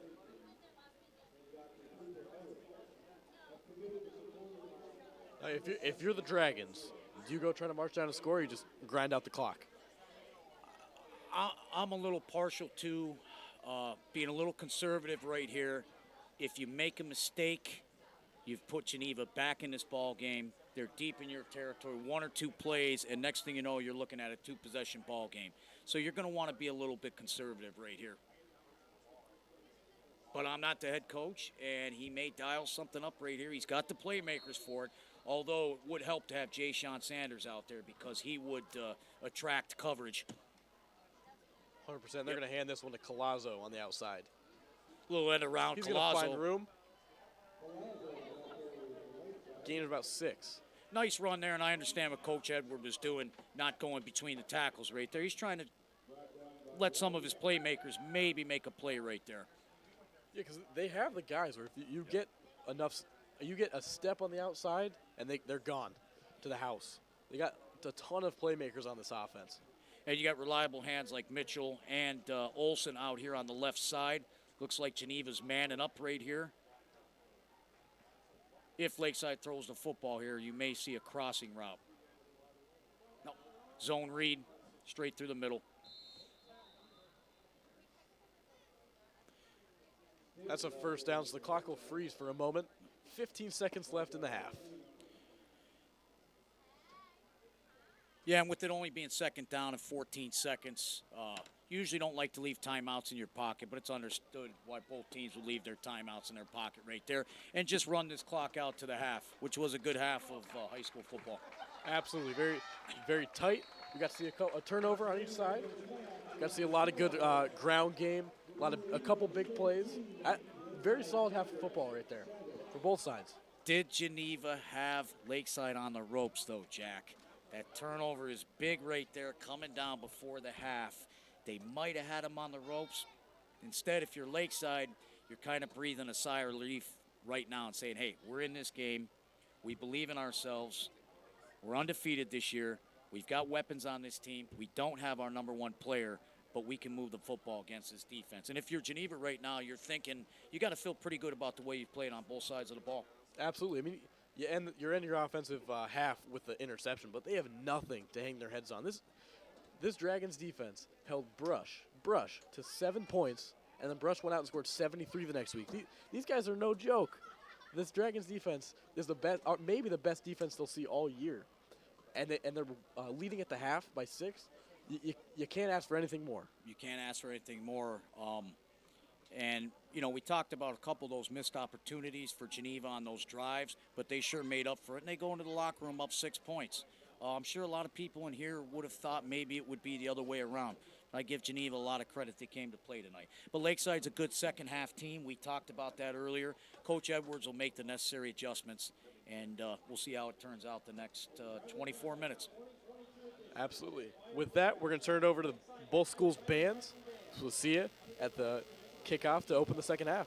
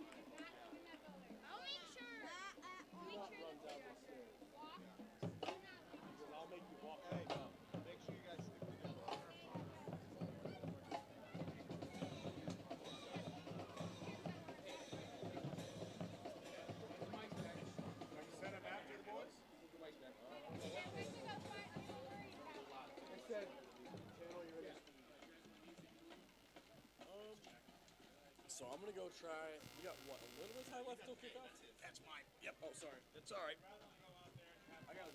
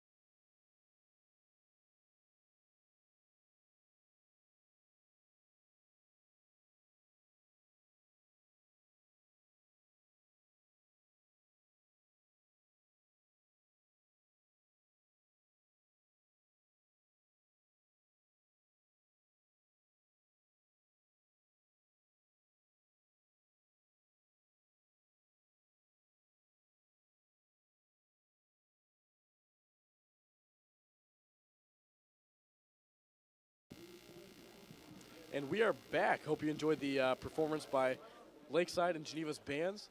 We got some stats for you. We were unable to attain Lakeside stats, so the leading rusher for the Eagles is Luke Smith with 43 yards. He also leads the team in receiving yards with 37 yards. That was a flea flicker catch right there. And the Eagles have 108 yards on the ground, really dominating on the ground tonight. Steve, what have you seen from this Lakeside team in the first half? It seems like, Jack, they're a little bit off kilter tonight because I don't think they expected Geneva to come in and punch them in the mouth, which they have done it. But I think the first half was a nice half for Geneva, a good half of football. But I think this is really going to be a war in the trenches here in the second half. And we're going to see who wants it more. Absolutely. It's been a dogfight so far.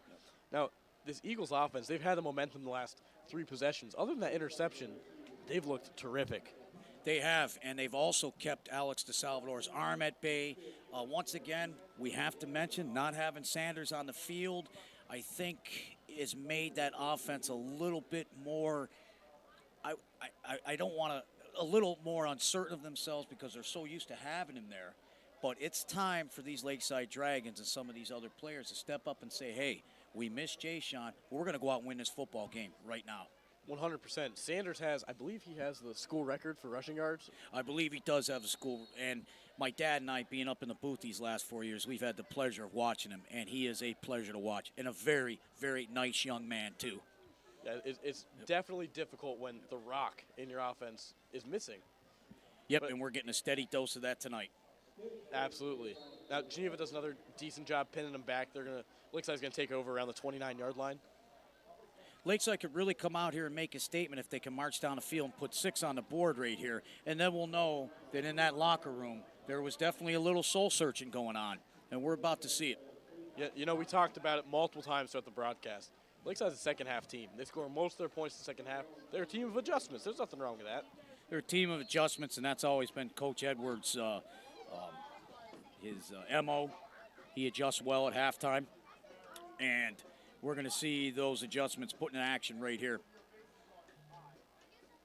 Silver's going to hand that. Who was that on the play, Steve? Looked like a little zone read. The ball carrier was, that was number 27, Malachi Donnie, who has definitely had some nice plays over his career. And like I said before, Jack, I've seen these kids a lot, over the years, and I've seen what they're capable of doing. They haven't played up to their potential tonight. This is a big play right here. That ball is nearly intercepted by Logan Queen. He was looking for Tim Minear up the middle. Meanwhile, we have a player down on the left sideline. I believe that's Mitchell? Olson. Olson? Number 7. Yep, that is Mike Olson, number 7. Correct. Yep. You never want to see a guy get injured in a high school game. No, absolutely not. In my playing days, I saw some pretty brutal injuries on the football field, and that's the part of the game that we don't like to admit exists. But this is a very, very dangerous and violent sport. It's all about control. Sometimes bad luck just happens. 100%. Yep. It does seem to be just a cramp, but still, man, those hamstring cramps, those will get you. Well, not that I am thriving off his cramp right there, but I will say this. If guys are still having cramps, that means we're still in some warm weather because I'm not ready to welcome in old man winter quite yet. Not at all. Jack, I just wanted to mention real quick, it looks like Mike Olson's okay going off the field here, that my affinity and respect for the band, I know I played sports my entire career, but my family has a very strong tradition with the band. My grandfather was Hector Martinez, who passed away last year. He was the band director at Ashtabula for 20 years. So I thought both bands did a nice job, put on a good show, and we were all treated to it. The bands are a big part of high school football. Don't let anybody tell you otherwise. Absolutely. I could not agree more. Salvador's back to throw this time. Looking, that ball's tipped and intercepted once more. That's Giovanni Rice. That's his second interception of the night. Giovanni Rice has wreaked havoc on defense. I'll tell you what, Jack.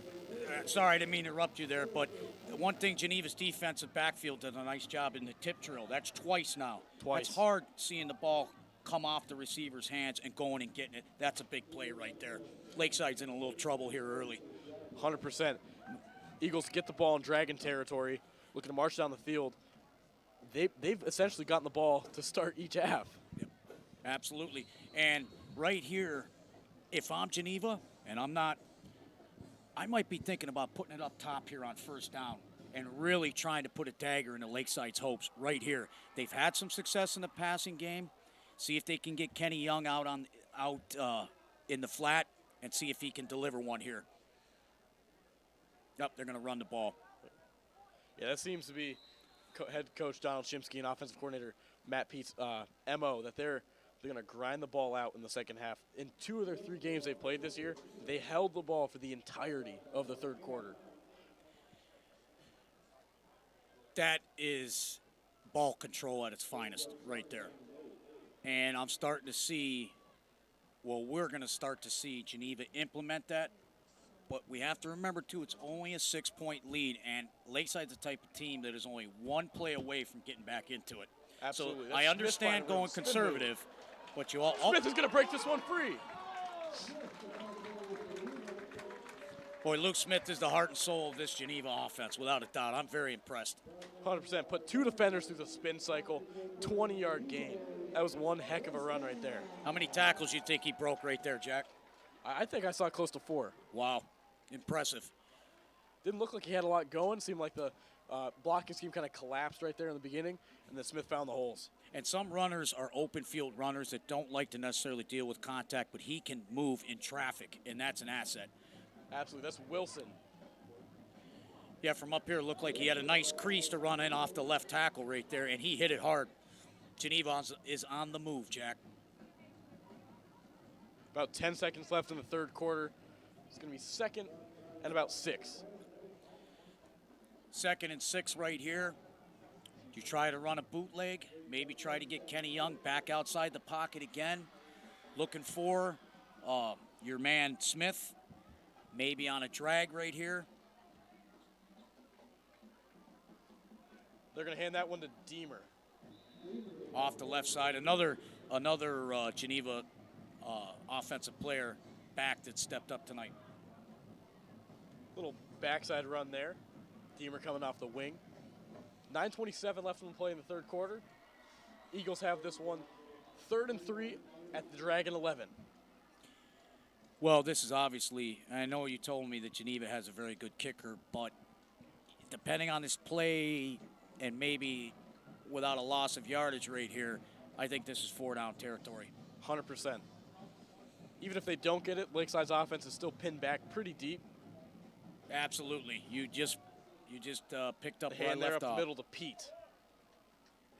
I think he's they're going to be gonna a give it to little him. short, Jack. Yeah, they're gonna mark him just shy. Yeah, I would think Geneva's going to go for it right here. Yep. You would think maybe the smart money would be on Kenny Young to follow his center, but the way that Luke Smith runs the football, doesn't matter if it's handed off to him 6-7 yards behind the line of scrimmage. He's going to get positive yards. Absolutely. Even if you hand this one to Jake Wilson, he's been dragging defenders all night. Yes, he has. Low snap there. Young's going to try to get outside, get it himself. He's going to be short. That's going to be a turnover on downs. Lakeside takes over. Lakeside takes over, and their defense steps up and just made a huge play and put this football team back in this game. That is a massive missed opportunity for this Eagles offense that really needed that score right there. Jack, did you see who made that tackle right there that came up? It was kind of hard at our angle, and that's on the far side of the field. So did you see who made that tackle? I believe that was one of the linebackers on the backside, no? Okay. Well, as far as the number, I was going to reference the number there, but yeah, it was kind of hard. There was a gang tackle right there. But nice play, whoever it was. Kenny Young looked like he was going to escape right there around the left side, but Lakeside speed closed in on him too quickly. They're handing this one to Stitt.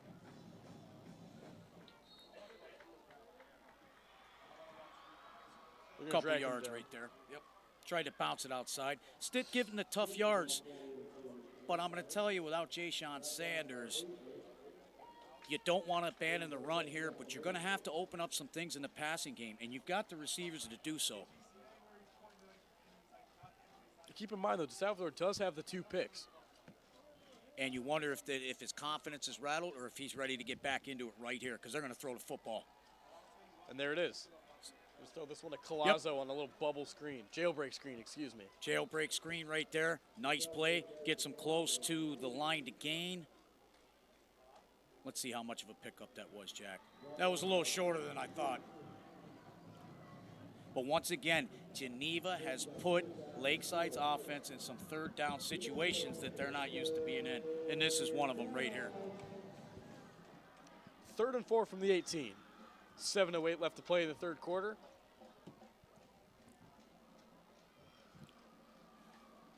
DeSalvador back to throw again. Looking over the middle. That ball's caught by Timoneer. He's going to spin. He's got plenty of room. Drags the defender down. It's going to be at the 35-yard line. Looks like that went for about 50 yards right there. Jimmy Timoneer getting separation over the middle. DeSalvador, quick look to his left. I think that might have confused Geneva's free safety that was on Jimmy Timoneer right there. And then he looked back to his right and made the play. That's Alex DeSalvador's best pass of the night. Big play for Lakeside's offense. That's Donahue. He's going to lose a couple right there. But that play, huge. Huge momentum for the Dragons right there. That's probably the play they needed to get kicking into gear. That's exactly what the doctor ordered for Lakeside, but I've got to get Geneva's front 4 credit right there. They just gave up a big play, but were able to get in the backfield and get a loss, and they've got Lakeside back where they've had them all night in 2nd and long. So that's a big play.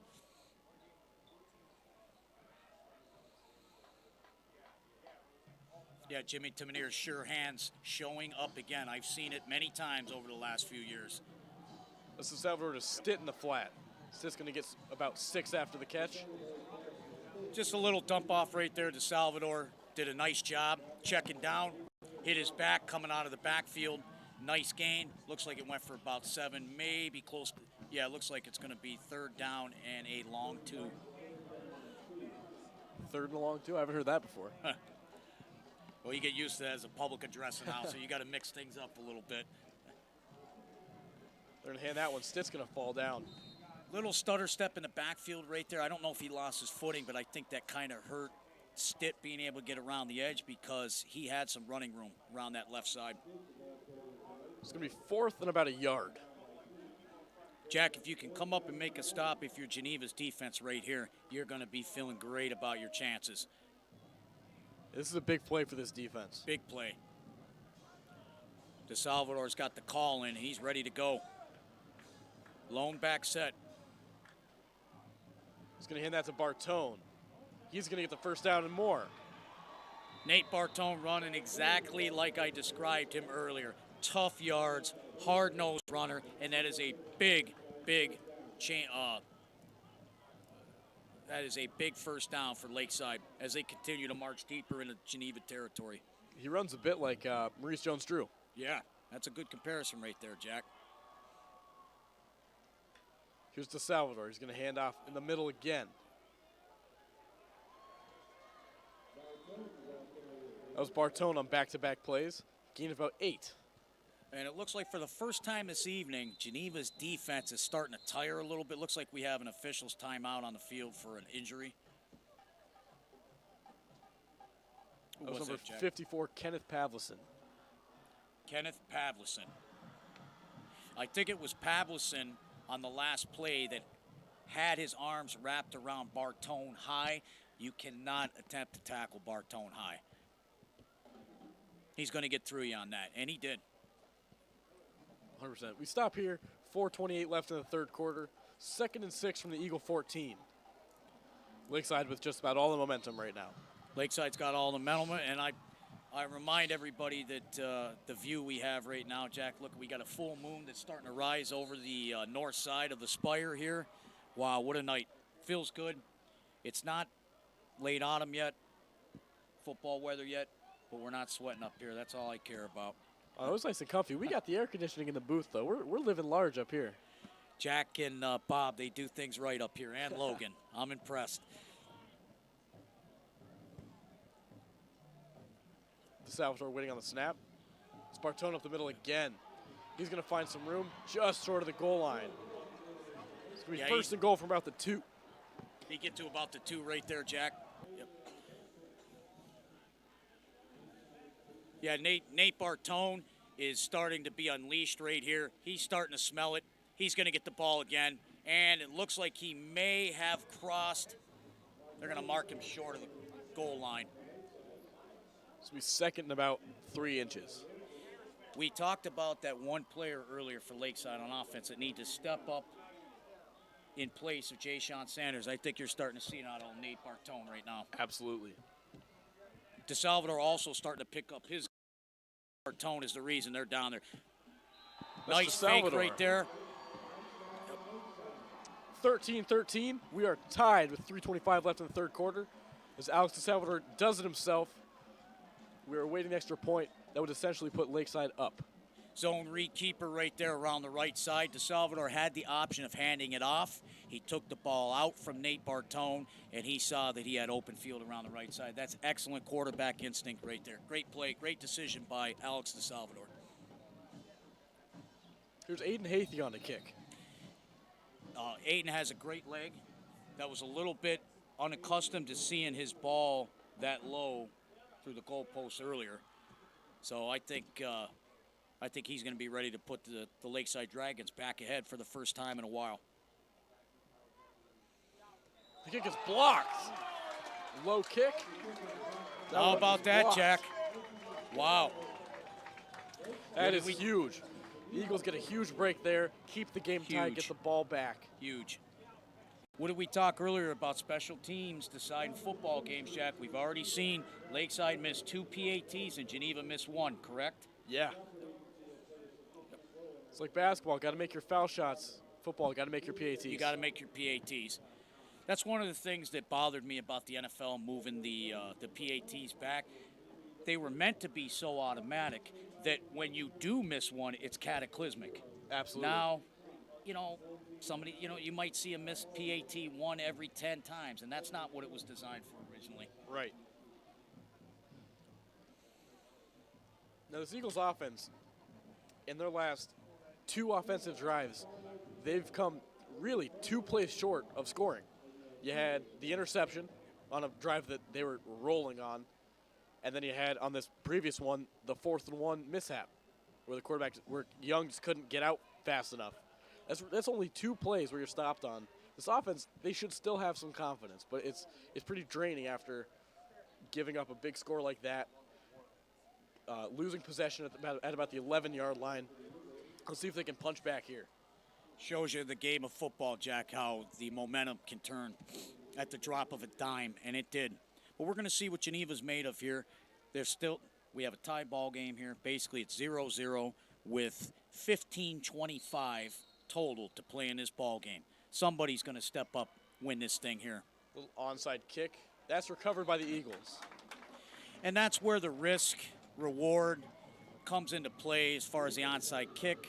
Right there, Aiden Hathey would probably want to have that one back. It was a little short. The Geneva left up back did a nice job of coming up and make that play. And look, where Geneva's got half a field to work with here, Jack. They do. Now, that's a good adjustment there by the coaching staff. That was Deemer on the recovery. He's usually sent back to retrieve the kickoffs, and he was up front on the hands team. So move your guy up with the hands is a good adjustment right there by head coach Donald Shimsky. You're in good hands with the good hands team, yep. Well, me and Bobby McCoy back here, your producer, we were part of the good hands team for those 90s St. John Heralds and Harbor Mariner football teams. And that was a nice adjustment. That's what you got to do. You got to put your people up there that are going to field the football. Young's going to hand to Smith. He's got room on the right side. He's going to pull a couple of guys over for an Eagle first down. Nice job by Matlock and Nate Bartone to make the stop off the right side. But it goes to show you, once you get Luke Smith in the open field, he delivers a blow, and that's exactly what he did right there. They made the stop, but they paid for it physically. Well, they're going to call him about 2 yards short. No, Smith is always running downhill, it feels like. Young this time to Deemer on the backside. Nice tackle.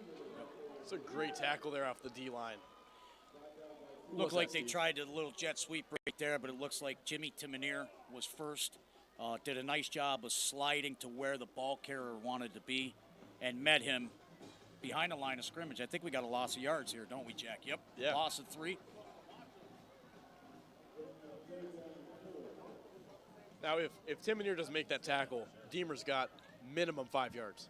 Absolutely, and we're moving the chains again. Instead, Geneva's a little bit behind us, the sticks. It's still 3rd down and manageable, but this is the play of the half right here. This time to Wilson. Oh, yeah. Kept it. He kept it himself. I'm sorry.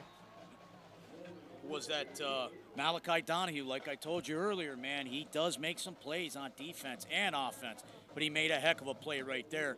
And if you're Geneva right here, I'd think about punting.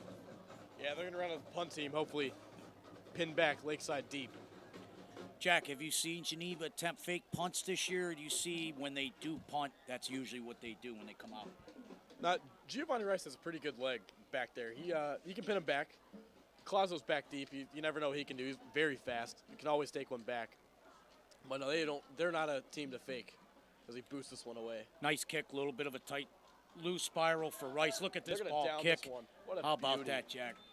We talked about special teams. That right there was a heck of a kick.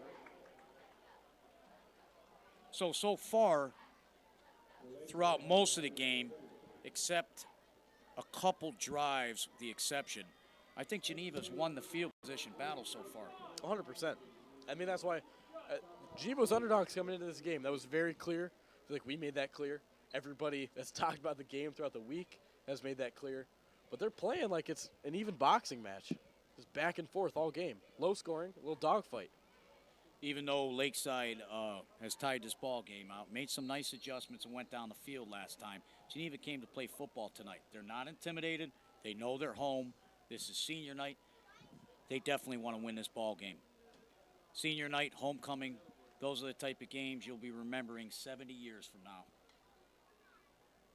Salvador hand to Stitt.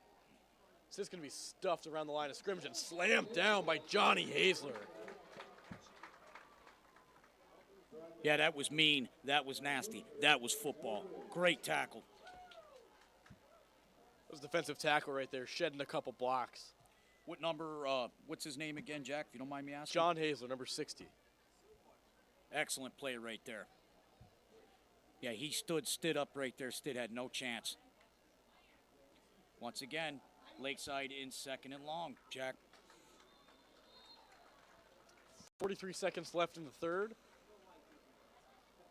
Are they going to say you lost yards again right there? I think they're going to give him because it was 2nd down and 10. Looks like they gave him a short gain on that, but it's still 3rd down, and once again, Lakeside's behind the chains. Yeah, 3rd and 9 from the 9. 21 seconds left in the third quarter. It looks like this is going to be our last play.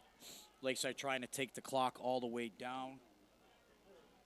I'm not sure where the play clock is yet. They're going to have to run one more play here. This is a big play for both squads. Salvador back to pass. He's got time. Gets outside of the pocket. He's going to look. Throws incomplete. Hayden Deemer on the pressure on the outside. He's looked for a man in the flat. It's going to be 4th and 9 from the 9-yard line as we now enter the fourth quarter. And to end the quarter, that's a heck of a play by Geneva's defense. Give all the credit to the secondary. That's good coverage downfield right there, which forced Alex de Salvador to throw the football away. And that is huge right there. The Eagles, they get good field position because I doubt all the props to their punter, but I doubt this guy's going to boot one 80 yards downfield. Well, we don't want to beat a dead horse, Jack, but it's clear that Jay Sean Sanders' absence from this Lakeside offense is having a major effect. Now, we still got a 0-0 game, basically, 13-13 going into fourth. This is it. This ball game is 12 minutes now. Forget the first 3 quarters. But if you had Sanders on the field, maybe they'd be able to diversify a little bit, and they're not able to do that. Let's see if Geneva can move the football here and run some clock down too. 100%. Now, this Lakeside team, they're playing well. They're playing like, it's hard to eat dinner without having napkins next to you. I feel like Jay Sean Sanders might be the napkins. Well, clean it up a little bit. I like that, Jack. That was good. That was good. I'm going to have to use that myself. Great explanation there. Well, could it come down to, on a 13-13 game, could it come down to another turnover that could decide this football game? Most definitely. I mean, these squads, they both are turnover crazy. Yep. Yeah, this is in the hands of the defense, this game.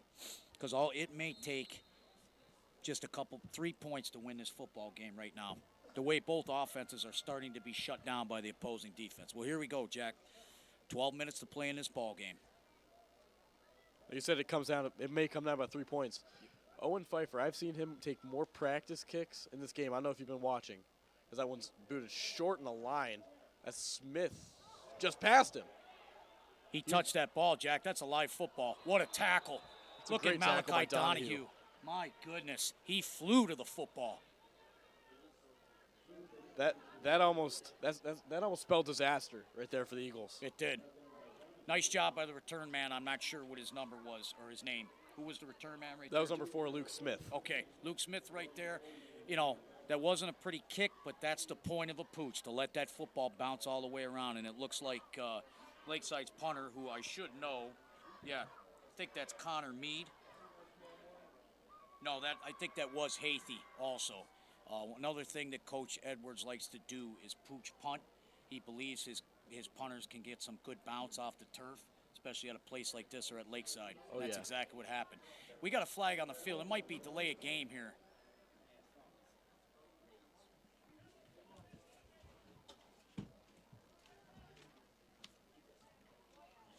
Yeah, as you're saying, that turf is definitely going to make that ball run. The Smith did a good job collecting himself, staying calm, hopping on that one. Eagles still have good field position. They're at the 50-yard line, just about. Jack, and what we've got here, I think it was an illegal participation penalty, and it looks like it's going to be against the Eagles. Yep, illegal participation. That's one of those you don't hear too often, so thank you to my handy-dandy folder over here for helping us out. I got to get me one of those. Yeah, you do have to get the officials, the 2 sheets that has all the calls for college and high school. It's helpful. Yeah, I was looking at it earlier. It looks like you printed it in about 2005. Wilson with a strong run. Nice job by Wilson to get the Geneva offense back on track and put them in a position where it's going to be second down and manageable. And that's one thing I think when we look back at this game and the film will be reviewed, Geneva was in much more manageable situations on second and third down. Lakeside was a little bit less, a little bit more behind the chains, and that's big in a game that's been so close. Young is under center this time. He's going to hand that one up the middle. That was Wilson. Yeah, it looked like he just gave it to the fullback. Yep. You got me on that one. Yep. Yeah, that one was tough. He got some tough yards right there. Short gain. That's going to bring up, once again, a gigantic third down for this Geneva offense. You got a guy out there who's your playmaker. He's the guy you rely on. You give him the football right here, Jack? 100%. Luke, 100%. Got to give it to Smith here. Yep. Third and short, got to give it to Smith. And Lakeside knows it, too. Smith's daring them to stop him. Let's see what happens. They'll give that one to Deemer. Oh, Deemer. Yeah, he got around the left side right there. Had a little bit of daylight, took advantage of it. Good tackle downfield, but good enough for another Geneva first down. 10:29 left in the game. Eagles have it on the Dragon 40. I don't know if it's me, Jack, but this game has seemed to have flown by tonight. It might be because we've had a steady dose of nothing but pretty much running football. You're 100% correct. There's another hand there. That's Wilson.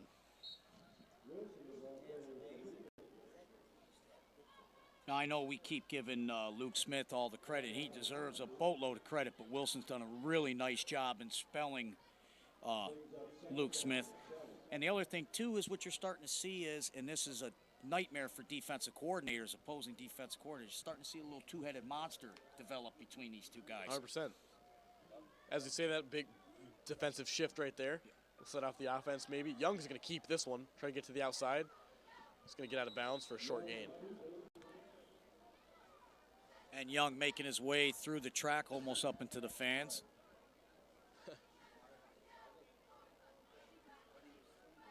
Kenny Young strikes me as he's the type of guy you're going to run RPO. You're going to get him outside a little bit. Maybe have him, take some shots downfield. But what I've seen Kenny Young is he manages the game well. He does, yeah. He was a wide receiver last year, and then he would show up the next morning and play quarterback for the JV squad. He can make plays with his legs, and you're right, he can manage the game pretty well. He stays calm as he hands to Smith there for a big first down. Smith is going to get down to the 21-yard line. Boy, when he gets to that second level where the linebackers are, you've got to be right there or he's getting by, and that's exactly what happened. That went for about 13 yards. Big play. Smith is a kid you got to square up. Absolutely. Square him up to bring him down. So here we go, Jack. They're actually right in front of us here at the 21-yard line. Big first down for Geneva. He's going to hand to Wilson up the middle. Gain of 4. Starting to see a little bit of fatigue from this Lakeside football team. But once again, they've got some good players on that defense, and they're capable of turning this game around in one play. But they absolutely have to get a stop. They've got to get in the backfield. They've got to get pressure up front, some push. They're not right now. Geneva has all the momentum. 100%. Geneva's offense, it's built to drain the defense. It's ground and pound, come and punch you in the face. And that ball's out. Young is going to hop on that. He's going to save that one. Huge save by Kenny Young right there. That could have meant the ball game with less than 9 minutes left to play in this thing. Ball control is something we talked about at the beginning of the game. On handoffs, the Eagles have struggled, especially fumbling. They've had one fumble a game minimum on the handoff like that. And we even saw them do it in warm-ups. You got to clean that up. You got to clean that up as the season goes on because it will come back to haunt you for sure. It's a pitch play to Smith. Little cut. He slips and falls, but he's going to gain about 4. Okay, decision time for Coach Shimsky. Decision time right here, and it looks like he's bringing in his field goal team. So in a close game, Geneva will opt to kick the field goal. Owen Pfeiffer on the kick. And you've been telling me tonight Owen Pfeiffer has a nice leg, huh, Jack? Yes, he does. Here's a little something about Owen. He's a cross-country runner. He's played soccer. I believe he was second or third on the team in goals last year. Dropped soccer to play football this year and come kick. And he's been having a great season. Well, he's perfect then to be a kicker. High snap. That ball's going to be short, Jack. I believe that was tipped at the line. Tip. Nice job by Lakeside getting penetration up front. Somebody got their hand on that football right now, and that is a huge momentum swing and a big win for Lakeside's defense. Give them a lot of credit there. 100%. That would put Geneva up by 3. Lakeside, they got the ball around the 30-yard line now. See, now this is, once again, we're beating a dead horse, but, if you've got Sanders in a tight game like that now with 7:19 left to play and Geneva's defense coming out right now, this is where you would really start to ground and pound him. He's not necessarily going to burn you with the most amazing speed, but he doesn't need to. He's a downfield runner. He can still make plays in the open field, but he delivers the blow when he hits you. 100%. Meanwhile, that's Bartone up the middle. No, I actually had the pleasure of getting run over by Jay Sean Sanders in middle school football more than once. I'll tell you, as a little 100-pound 7th grader, that did not feel good. Sounds like for all of you older listeners, the same thing that happened to me when I was a sophomore in high school from a gentleman by the name of LaJuan Miller. Went to play college football at Grambling.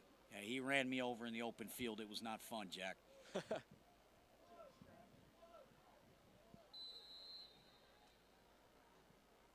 There's been a few of those stoppages tonight, and we haven't really gotten many explanations on them. Screen. Little screen to Collazo there. He's going to find room up the sideline. Smith brought him down. Well executed right there by Alex DeSalvatore. Nice job by Collazo stepping back behind the line of scrimmage, looking the football into his hands, and then taking off upfield up the boundary. Huge play, and Lakeside is in business near midfield. That's just great play call there. They've been sticking up the middle, and then surprising on the outside with a little screen for big play. Have we seen a wide receiver screen all night? Nope. So that was clutch. That's Bartone up the middle again. There's a flag there, though. I think this one might be coming back. Well, the official's going to his face. That's the line judge. This might be a face mask against Geneva. That's the last thing this Eagles defense needs. Personal foul. Yep, there's your face mask against the Eagles. That's big, Jack. That's big. That moves Lakeside into Eagle territory. And one of the reasons why Geneva has done so well tonight is they've been so disciplined. They haven't made those type of mistakes. There was the personal foul earlier and the illegal substitution, but that one right there is big with less than 6:20 left to play in this ball game. So There's another the screen on the outside. The Collazo again. This time it's wrapped up. Yeah, it looks like him up for a gain of about 2. looks like running that to the short side of the field right there did not necessarily give a chance for Collazo to get into space, and Geneva's defensive backfield was all over it. Nice job by the corner, planting off his back foot, coming up, making that play. That was Will Milk on the play. Here's the Salvador to Bartone again. Keeper. A keeper. Great execution by DeSalvatore. He fooled both of us up here, didn't he, Jack? Great acceleration, too, once he got through the first level into the second level, and then he dove forward for a couple extra yards. That kid's got heart. 5:45 left to play. Ball spotted at the 34. 23, excuse me. Hard to see from this angle, if you couldn't tell. Well, Jack, this is it. This could be the ball game, this series. Geneva will get a chance. DeSalvatore in trouble. That's out towards the sideline. Maybe a little miscommunication there on an option route. That's smart quarterback play right there. He saw that the defense had broken through, jailbreak right there, and he just threw the ball away and made sure that he had a receiver in the area. That was Deemer up in his face. That's the second or third time he's done that tonight. Deemer's been putting on some good pressure. Deemer's done a nice job of freeing himself up to harass DeSalvatore in the backfield, and it's thrown Alex off a little bit tonight, but he's starting to get back into a groove now. We'll hand to Bartone up the middle. It's got steam. He may be a big boy, but in the open field, those legs are a chug, and that is a heck of a run right there, and it's going to put Lakeside, I believe, in 1st and goal. Yes, it is. 5:13 left to play. Eagles struggling to get defenders off. Where are they at, Jack? Right at the 10-yard line, I believe. Yes. Geneva's going to call a timeout, get their guys off the field. Little personnel issue there. I think when we look back at this second half,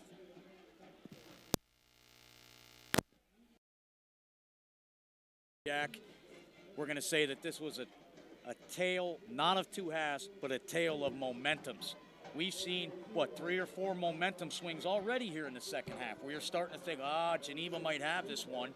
Then they missed the field goal to put them ahead. Lakeside takes the football. Alex DeSalvatore with some nice mixing up, some nice throws, and look where Lakeside's in business, 1st and goal. Couldn't agree more, Steve.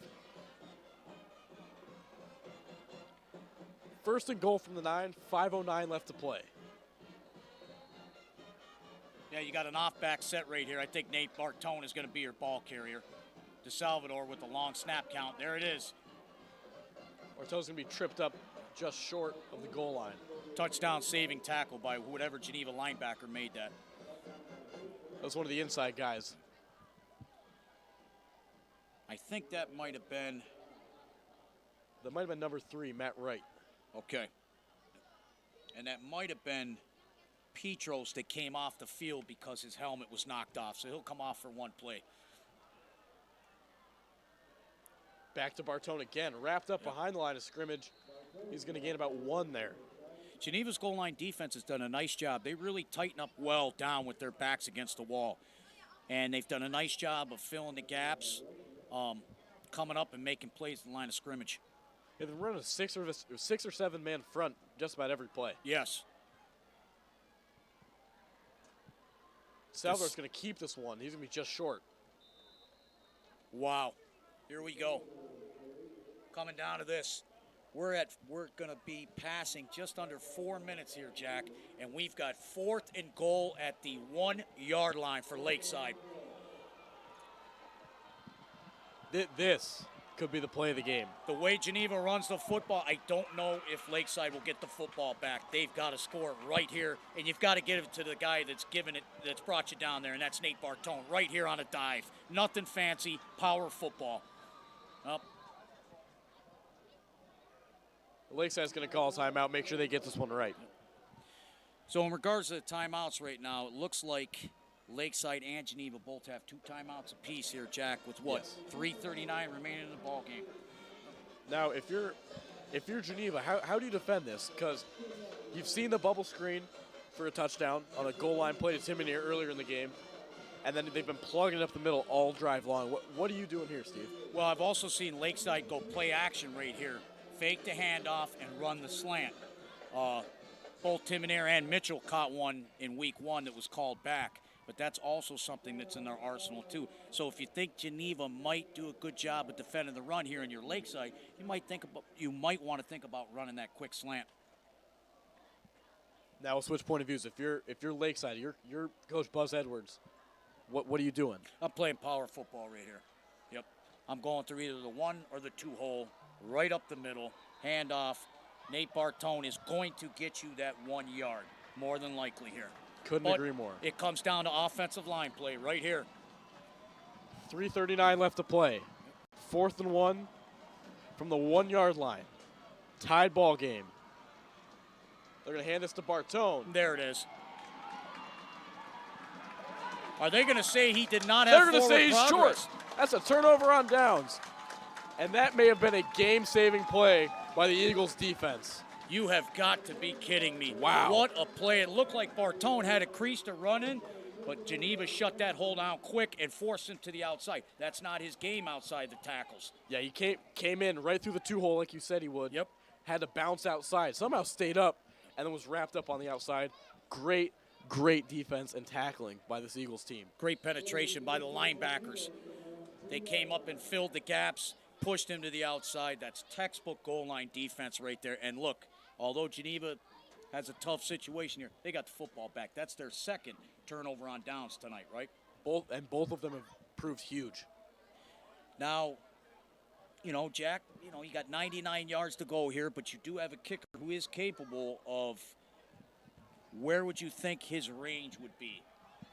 I think with Pfeiffer, you got to get down to the 20-yard line. Okay. All right.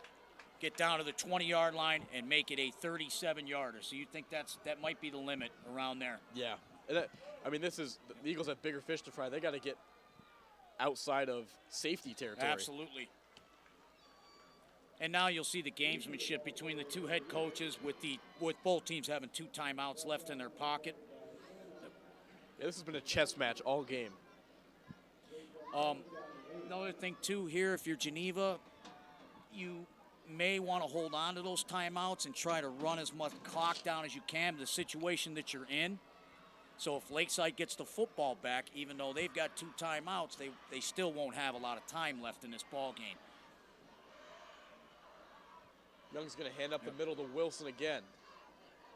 Oh, He's look at that run. His legs. That is huge, Jack. That's huge. Huge first down for Wilson. He's kept the legs churning. And that changes your entire clock management and outlook right there just by getting that first down here. That's pure weight room right there. Wilson does not skip leg day. If you make the stop at the line of scrimmage, you're in 3rd and long right there, and you would have forced, or Buzz Edwards would have taken a timeout and stopped this clock, and that's not what Geneva wanted there. Absolutely. That's Wilson again. Clock winds down to 2:28 left to play. What a great football game, Jack. This is the way it should be. I haven't seen a game this good in a while. All knotted up, 13-13, 2:20 left. We may end up heading to, for lack of better words, some extra innings. The I've been keeping my fingers crossed for a game like this all week as he hands to Smith. He's got room. He's got room. That's Collazo chasing him down. He's dragged down at about the 45-yard line. That's a 60-yard run for Smith. Wow, what a game changer that is right there. Geneva is inside Lakeside territory with 2 minutes left and a kicker who has a leg that can make a boot. I know we've said play the game multiple times, but this has been just such a tight, and every play is crucial. I think after that Tim Minear, the 50-yarder, that's the biggest play of this game. Absolutely, I agree, without a doubt.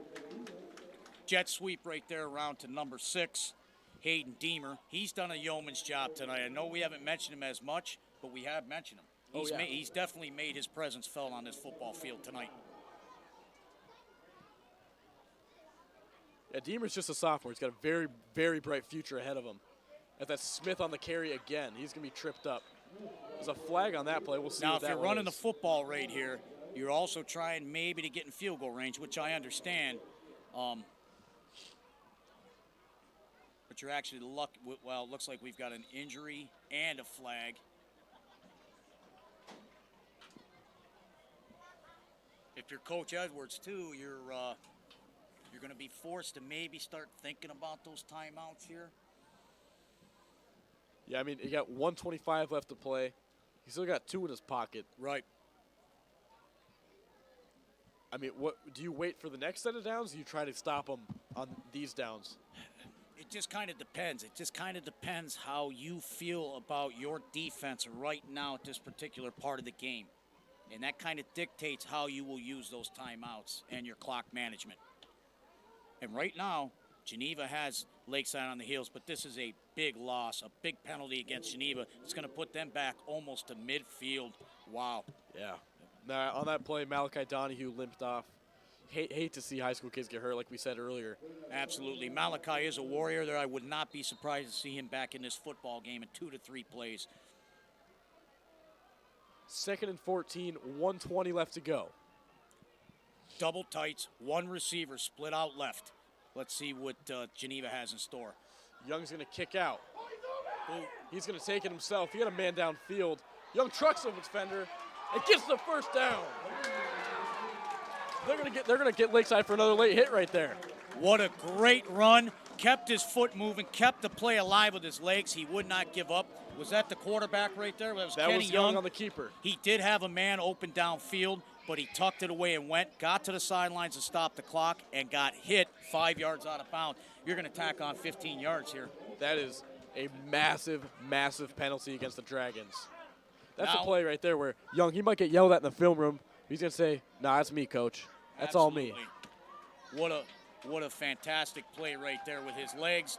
Now you're in field goal range, aren't you, Jack? Yep, 100%. 1:04 left to play. Geneva on the brink of an upset against the Lakeside Dragons, who, don't forget, they were ranked number 1 in their area last 2 weeks. Yep. Even though we still got a minute or 4 to go here, Geneva is definitely in the driver's seat. We got a timeout taken by Coach Edwards of Lakeside. Jack, as far as this football game has gone tonight, regardless of the way it turns out, these have been 2 teams that seem evenly matched tonight, minus Sanders. That's a big X factor here. 100%. I mean, but still, who's to say this game isn't like this with Sanders on the field? But I feel like I don't want to take anything away from the guys on Lakeside that have played well in spite of Sanders being out, because really, this Lakeside squad, everybody that's subbed in for them between Stitt and Bartone, they've played whales of ball games. Both teams have played great all game. It's been a pleasure to watch, a pleasure to call with you, Steve.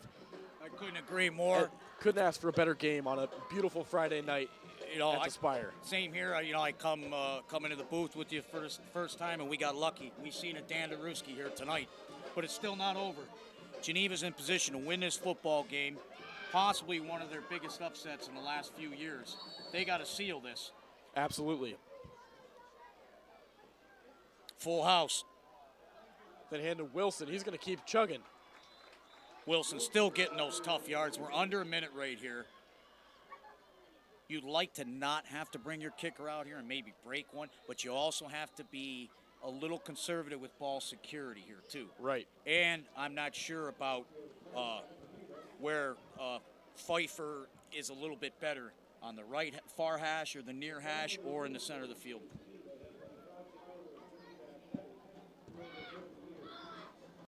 The Eagles are going to take a timeout right there. They have one remaining. Both squads have one timeout left. 50 seconds left to play. 2nd and 7 from the Dragon 11. I've been, obviously I go to school with all these guys. I've been talking to guys like Smith, guys like Barbo, he's a #1 wide receiver, guys like Young. They've had this game circled on the schedule for months. And that's the way it should be, too, and I respect that about Geneva. And not to say that Lakeside would look past them or anything like that, but these local rivalries are what it's all about. I've always been an advocate of that. I know most people also have been. So that's what also makes this game even better. Lakeside, Geneva, at its finest. Young's got this one. He's going to be dragged down. Look at Nate Bartone stepping up on both sides of the football. That is Great a play huge behind play. the line of scrimmage. Timeout, Geneva. They're out now, Jack. 40 seconds left. I think you go for the first down, gets the 4th down. If you Put this one in Pfeiffer's hands. If you want a little different field position for your kicker, you could run the ball right here, get up to the line of scrimmage, and spike it, and it would be 4th down. Or you might want to kick now in case anything happens. You still have that 4th down in your pocket. We'll see how this plays out. You know, you might be right. I don't see Pfeiffer warming up on the sideline. They might run him out right now.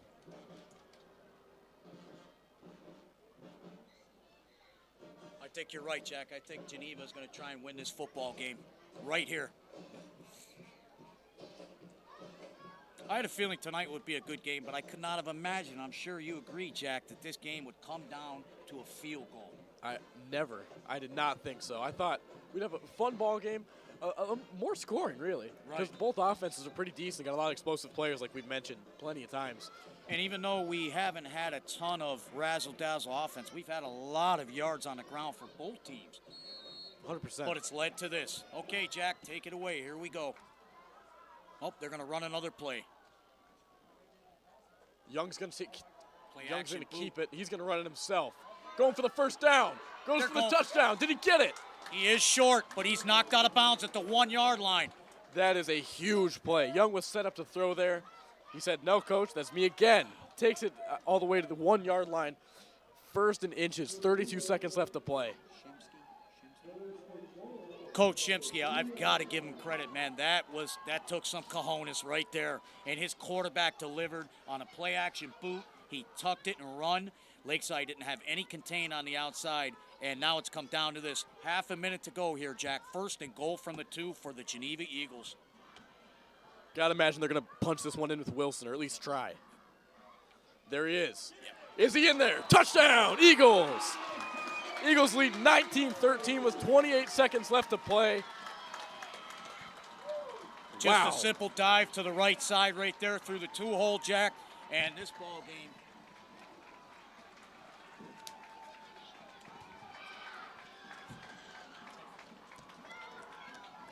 ball game, is in the hands of the Geneva Eagles with 28 big ticks left in this baby. But this also is a big PAT. We talked about this, Jack. Yes, it is. Lakeside's got half a minute to go yet. He's got to make this. Good snap. Kick is up. Kick is good. Eagles lead by 7. Lakeside has 1 timeout and 28 seconds to tie this ball game. Pfeiffer delivers on a very nice kick that splits the uprights, and Geneva is up by 7 points late in this ball game.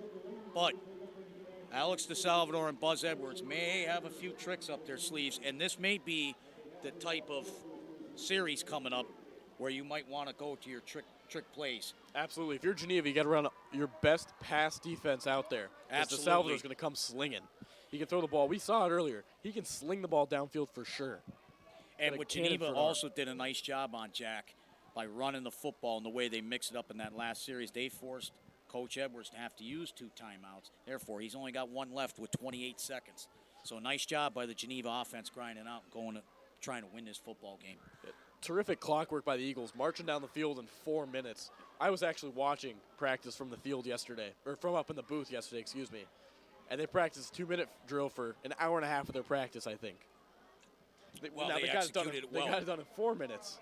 But it's all the same. All the same for them. Well, how much time was left when they got the ball back, Jack?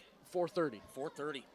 Yep. And they took 4 minutes off the clock and went 99 yards. Yeah, that's quite a drive.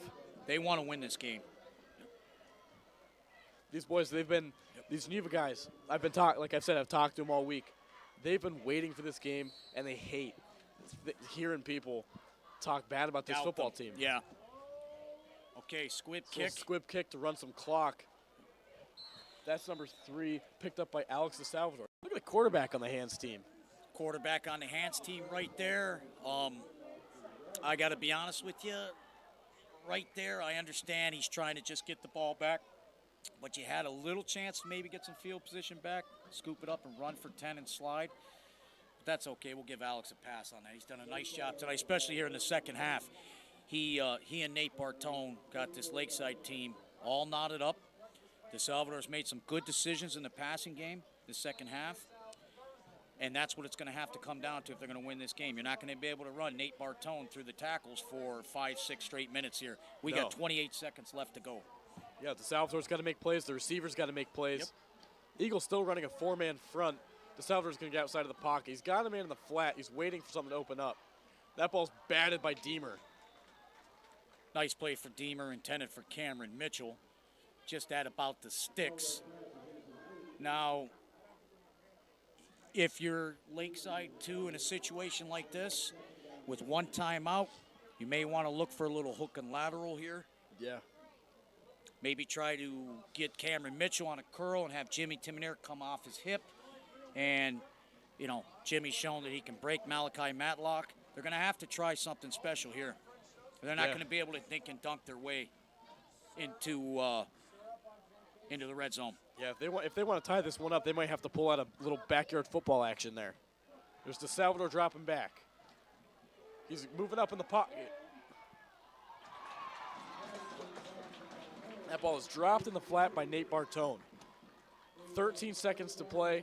3rd and 10 from the Eagle 24. Excuse me, the Dragon 24. Well, there was good penetration up front. DeSalvador was flushed out of the pocket instantly right there, and he did a nice job of checking down. He went through his progressions as fast as he could and tried to hit his back, which would be his safety valve route in Bartone, but it was just a little bit too high. That play probably wouldn't have gone for too far, so maybe it's a good thing that he wasn't tackled in bounds. Slant, there's Collazo. That's Will Mook on a big hit up the sideline. A little bit of a mistake right there, running Collazo out of bounds, but we've got 3 seconds left, and Lakeside has, 73 yards to go? Yeah, they're going to spend their last time out. Yep. Right, the final play of the game. A little fun fact about that play there. Will Mook tackled his cousin, Angelo Collazo. What's that, Jack? I didn't catch that, buddy. Will Mook and Angelo Collazo there on the sideline. Oh, okay. All right. Yeah, a little family feud going on right there. Yep. I understand how that goes. Yeah, once again, Jack, I just want to thank you for having me out here tonight. Maybe we'll get a chance to do it again here throughout the rest of the year. We'll see how things go. But you've done a nice job. This is a nice production. And I thank also not only you, but Geneva High School for letting me come up here and hang with you and call this game. Hey, thanks for coming, Steve. This game has been a blast. I could not have asked for a better game. It's edge of your seat all night long. And hey, a little nice to do the game with my cousin. Absolutely, Jack. Well said, buddy. Yep, this has been great. But here we go. This is it. 3 seconds to play. I'll let you take it over. 4th down and long. Salvador wants the shooter to come in, but he's not doing it. Swings to the outside. He's looking for a man downfield. Hook and lateral. Timoner on the right side up the middle. Even if you take him down, the Eagles can upset the Lakeside Dragons 40-13. What a game. What a fantastic ball game. What a big win for this program right here. And Lakeside Lakeside is going to have to let this one go pretty quick because they're back home next week, I believe, against. I'll have to figure that out. But a couple of the keys to tonight's game, Jack, I think the difference was that Geneva, in certain situations, just executed a little bit more. They did, and they had a full head of steam every single play. Their backs had a full head of steam, always falling for you see the student section is charged the field. What a game. What a game. Their personnel was great all game. I can't really say they ran a play, but a real head-scratcher play. Great coaching. And Lakeside, they played a heck of a ball game as well. They didn't try to do too much on offense. They were physical up front. My mic is cut. You gotta go. I gotta get off. Oh, you. Mine's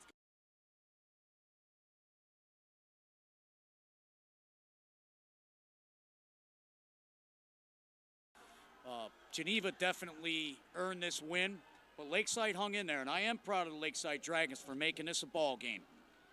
They're going to have to recover from this one quick, Jack, and they'll have a big test. They'll have a big game at home next week. It'll be their first game since week 1 back at Lakeside. So they can recover well, go home next week, get some home cooking, get a win.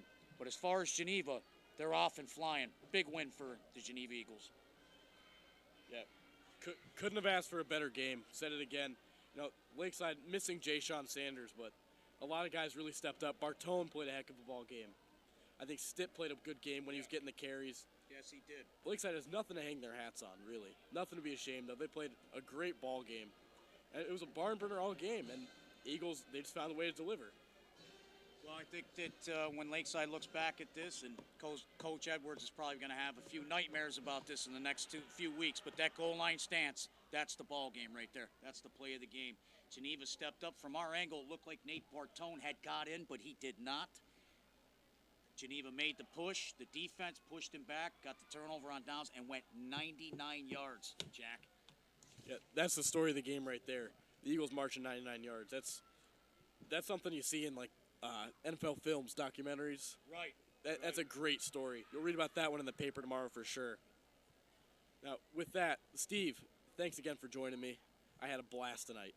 It's been a pleasure, Jack, and we saw a fantastic high school football game at a fantastic facility up here in Asheville County tonight, and I'm real proud to have been here tonight and seen it, and real proud to have been here with you, my friend, and my cousin. Thanks, Steve.